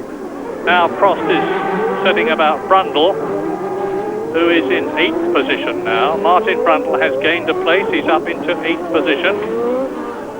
Behind Eddie Cheever 7th, Capelli 6th, Alboreto 5th, Caffey 4th, Modena 3rd, Prost 2nd, Senna in the lead. Now 55 seconds ahead of his teammate Alain Prost that you are looking at. The Frenchman who has scored more World Championship wins and more World Championship points than anyone else. 35 wins, an amazing 523.5 points. And you get half a point, incidentally, if a race fails to go its full distance within designated limits. And that's what happened to Prost. And the few cars that are left are very, very spread out around this 2.068 mile circuit. There is the race leader, Ayrton Senna. His Honda V10 engine has not missed a beat. There is an enormous regiment of Japanese technicians here to look after it, and their work has been very, very well done. Last year it was a V6 turbocharged Honda engine which developed some 1,000 horsepower, 1.5 litres. This year it's a 3.5 litre non-super oblique turbocharged, developing about 650 horsepower. The Honda allegedly produces about 40 horsepower more than any other engine. It is tremendously reliable, it is fuel efficient, and Senna is more than underlining now his claim to be the finest Grand Prix driver in the world by showing his teammate Alain Prost the way home. This is lap 69. Do you think, James, this is going to do anything to increase Senna's self-perceived dominance over Prost?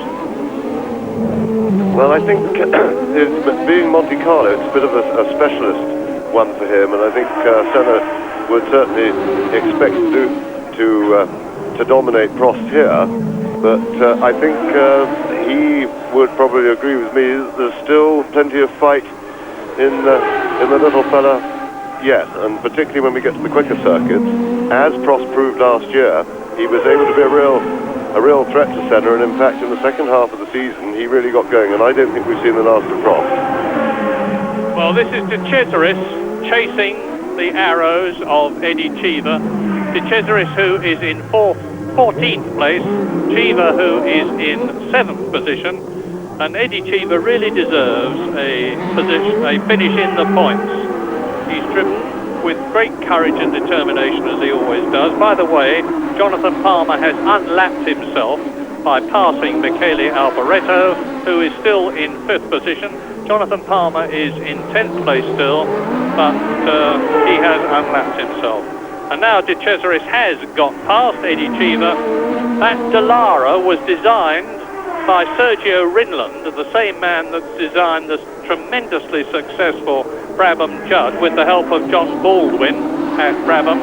So Sergio has got two very good cars on this circuit in his name.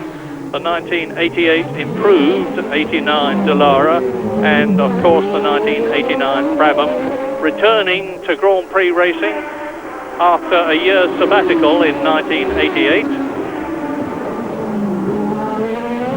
And Martin Brundle is now in 8th position. Now, there's the battle, because Eddie Cheever, that you're looking at, there, number 9 in the arrows, is in 7th position. Martin Brundle, number 10, I'm sorry, Cheever, Derek Warwick is number 9, and he's being reeled in by Martin Brundle, having replaced that battery. Brundle is lapping in 1 minute 27.2, which is by far the fastest on the circuit. He's 1.3 seconds a lap faster than Ayrton Senna now. Senna, of course, has slowed down considerably. And now we're riding with Modena. This is not Brundle, this is Modena. And Brundle is still closing the gap between himself. And there is Modena up with Michele Alboreto. Alboreto is in 5th place, is about to be lapped by the 3rd place man, Stefano Modena. There's Alboreto in the new Tyrrell 018. And there, number 8 is Modena, 3rd position. He hopes to score his first ever World Championship points by finishing in 3rd position, 4 points. This is Casino Square.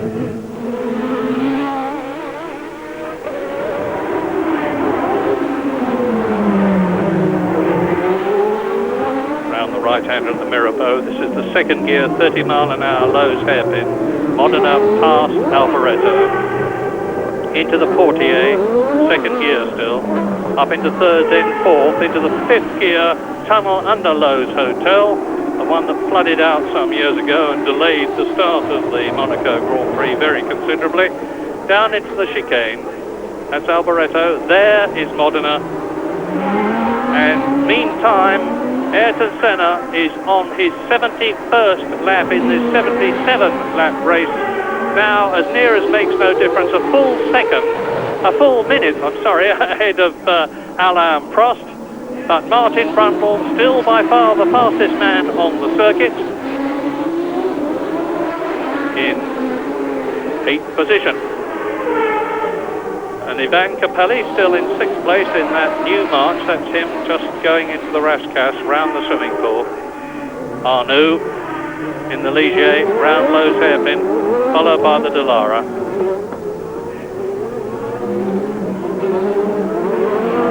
And it's the Dallara of Alex Caffey that is chasing him. Alex Caffey in 4th position. And we're getting a lot of new names up at the front now, because Alex Caffey in that extremely neat Dallara has yet to score a World Championship point. So in the World Championship points for the first time are Modena, who is in 3rd position, Caffey, who is in 4th place. Alboreto, of course, has got a lot of points to his name. He's in 5th position, and behind him, 6th position is Capelli. Yes, and in 8th place is Martin Brundle, still fighting back. And if anybody deserves some points for today's performance, he certainly does. He is only half a second behind Cheever, still battling away with Eddie Cheever. And Cheever is in turn 15 seconds behind Capelli, so he's got to get past Cheever, and he's got a bit of a run to do, and he's running out of laps. It's terribly important to the Brabham team that they should get points, because they are currently having to pre-qualify to even take part in the official qualification sessions. And now it looks as though Arnoux, is he going to be pushed? No, he holds his place, continues to keep Alex Caffey, who is in 4th position behind him. As you can see, there's 5 laps to go to the end of the Monaco Grand Prix, with René Arnoux still assiduously driving on in 12th position, holding back Alex Caffey, who is in 4th place, into the tunnel. And I was saying that it's terribly important to the Brabhams to get points as Caffey forces his way through, and that's Senna coming up to lap both of them, who is on his 73rd lap. He takes Arnoux for the 3rd time Arnoux lets him through. And I will get this out, that at the half distance point of the Grand Prix season, the pre-qualification requirements are re-evaluated, And if Brabham do well in the second half of the season, they will not have to pre-qualify. Someone else will. And meantime, Martin Brundle has got ahead of Eddie Cheever and is in 7th position. He's got 16 seconds to make up on Ivan Capelli if he is to finish in the points, which would be justice for both the Brabhams to finish there. And Ayrton Senna sprints up the hill round the Hotel de Paris on his 73rd lap. He's continuing to lap some 0.6 of a second faster than Alain Prost. He's now 61 seconds ahead of him. Modena is 52 seconds behind Prost. He is in 3rd position. It's still Caffey 4th, Alboreto 5th, Capelli 6th, Brundle 7th, and the interest in the race at the present moment is can Martin Brundle 7th get ahead of Capelli 6th and in the process get himself 1 World Championship point to add to the ones that he already has. Not this season, he hasn't scored any points this season, as I said earlier on, but he scored 10 points earlier on in his career. Martin Brundle, that is. That's the distinctive lines of the team-designed McLaren Honda. Neil Oatley leads the team, but there's a lot of extremely capable people, to put it mildly, at Woking, which is where the McLaren International superb modern factory is situated. And Neil Oatley is the leader, and jointly they have produced this magnificent motor car with its Honda V10 engine. And Ayrton Senna goes through to complete another lap. He's now only got the lap he's on and 2 more to complete the 77 lap, shortened by 1 lap, Monaco Grand Prix, three laps including this one, to make it 2 wins in 3 years.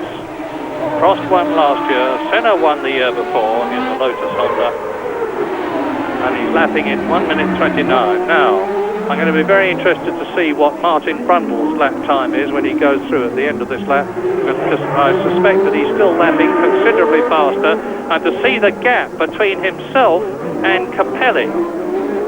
Martin Brundle approaching me now. He's going across the line as I talk to you now, and he is lapping nearly 2 seconds faster than Senna and carving the gap down between himself and Capelli. Yes, unfortunately, with only 3 laps to go, it's still 12.5 seconds, and there is no realistic chance of him being able to catch and or pass Capelli. But of course, he's, I'm sure, doing the right thing. He's still lapping very quickly, and he's keeping the pressure on. So he may. It's always worth doing that, in my opinion, for a driver, to force the other chap to drive his car hard, to possibly cause a mechanical malfunction or push him into a mistake. So I think he's right to keep pressing on and charging. Lap 75 for the man you're watching at Senna. Prost is second, over a minute behind him. Modena is in 3rd position. Caffey is 4th. Alboreto is 5th. Capelli is 6th. Brundle is 7th. Cheever is 8th. Nannini is 9th. Palmer is 10th. Thierry Boutsen is 11th. And René Arnoux, 4 laps now behind the leader, is in 12th position ahead of Johnny Herbert, 13th. De Cesar is 14th. And Riccardo Patrese, limping around somewhere in the background, is in 15th position. And between Jonathan Palmer, who is 10th, and Thierry Boutsen, who is 11th, and Nannini, who is 9th, there is less than a second. It would be nice to see that. That's the real fight on the circuit at the present moment, and that is for 9th position, with Nannini in danger of losing it. Senna going through. He is now on his 76th lap, going into the Tabac, the old Tabac, up to the swimming pool, soon to start his last and undoubtedly victorious lap, because he's going to be making no mistakes now. The car is going like clockwork round the Rascasse, and look for the signals. You should see the McLaren mechanics. He goes past his pit now, and Ayrton Senna is well on his way now. He has completed 76 laps. He's on his last lap. Well, tremendous race by Senna. He made it look pretty easy. He fooled us a little bit at the start by looking after his tyres and just taking his time, and then from about 20 laps he really turned up the wick, and although he made it look easy, it's not easy to drive away from Alain Prost like that. So a really marvellous performance by Senna. We know that he loves the street circuit. He's always been very, very quick here. His first real success was here in the Benetton in his early days, and Prost, as usual, struggled in the traffic and really let things go. But a marvellous drive by Martin Brundle. He really deserves points, and he's in the points. Yes, Martin Brundle is in the points now. He has gone past us in 6th position, and as Ayrton Senna comes through shortly to complete his last lap, the order is going to be Senna, Prost, Modena, Cafe, Alboreto, Brundle. So both the Brabhams will have finished in the points, and Martin Brundle will have got that single point that he so richly deserves. Capelli has disappeared altogether because Chiva is now up into 7th place, and the unfortunate Italian, as Senna gives the clenched fist of victory and tours round the Rascasse, he really is dawdling home to victory, and the checkered flag goes out.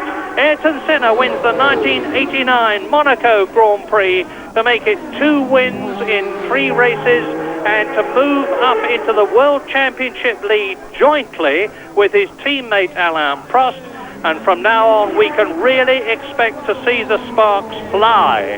Now, Alain Prost has yet to pass us, and there is a long, long gap.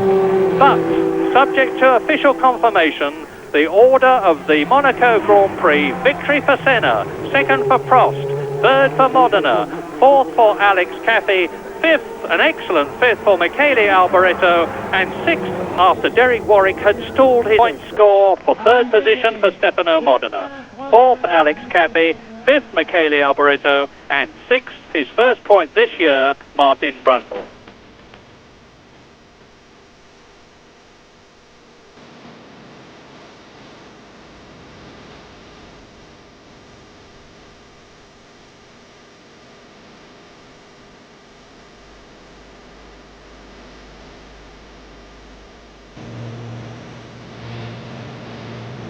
So, after the Monaco Grand Prix, Alain Prost and Ayrton Senna share the lead in the World Championship. 9 points ahead of the 3rd place, Nigel Mansell. 4th equal, Derek Warwick and Alessandro Nannini. And in 6th place, Maurizio Gugelmin and Stefano Modena. And in the Constructors' Championship, McLaren have extended even further their previous enormous lead over Ferrari, with Benetton in 3rd place and Brabham and Arrows sharing 4th position. Everything worked well. Myself and Modena did our job, and I was catching Prost beautifully, and the car just felt fantastic. The brakes and the tyres and everything were in, and I was so comfortable. And then it just started to misfire at the top end on the exit of the tunnel, and then it just stopped on me and sort of splattered its way to the pits. And I discussed all this on the way in.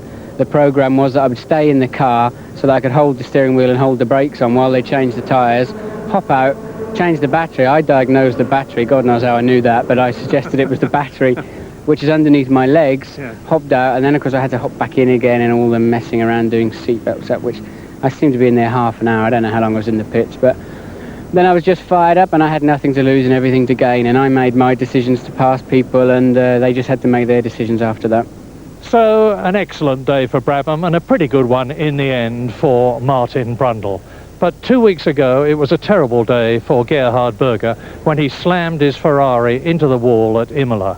Fortunately, he's perfectly all right, thanks to the stringent needs of modern Grand Prix safety, something which Jonathan Palmer, who is both a Grand Prix driver and a doctor, explains. Well, I'm glad to say that Formula One safety standards are now very good indeed, and equally glad to say that they are still being continuously improved. We have 2 main aspects to this. One is the strength of the car, and the second part is the driver's safety equipment that we wear, the helmet and the overalls. Now, talking about the car itself first, the central core that the driver sits in, the tub as we call it, the chassis, is now made out of very, very strong composite material, carbon fibre generally, and all the other components are actually bolted onto this. We have the suspension at the front, the gearbox and the engine at the back, all bolted around this rigid central carbon fibre chassis. Now, if an accident does happen, Most of the energy from that accident is dissipated when the car hits the barriers from bits of suspension being torn off. So although the accidents might look spectacular, with wheels coming off, engines and gearboxes, this all helps absorb energy and leave the driver in a better shape inside this rigid safety cell. Now, moving on to the driver's safety equipment, he has this helmet on, of course, which should eliminate any chance of injury should the car roll over and should any minor flying debris pass around. The helmet's visor is a very rigid sheet of perspex as well to prevent injury from flying stones. He also wears his overalls. Now, the primary function of these is in the event of fire. These are fire resistant, they're 3-layer, and under these overalls we also wear fire resistant underwear with fire resistant socks, balaclava, gloves, and even the lining for the helmet is also fire resistant. In the event of a fire, we've got approximately 30 seconds protection from being burnt with these overalls on. But the other problem, of course, of being within a burning car is one of oxygen depletion from the engulfing fire. And to help with this problem, we have an onboard air supply which is plumbed into the helmet via a manifold tube. In the event of an accident, this is activated by a G sensor within the car or by the fire extinguishing system itself, and that gives us about a minute's worth of air to breathe so that we don't need to inhale those terribly damaging smoke or hot air fumes that can burn the lungs. And those safety requirements, so clearly explained by Jonathan Palmer, are going to be just as relevant for the next World Championship event in Mexico in 3 weeks' time. As ever, Grand Prix will...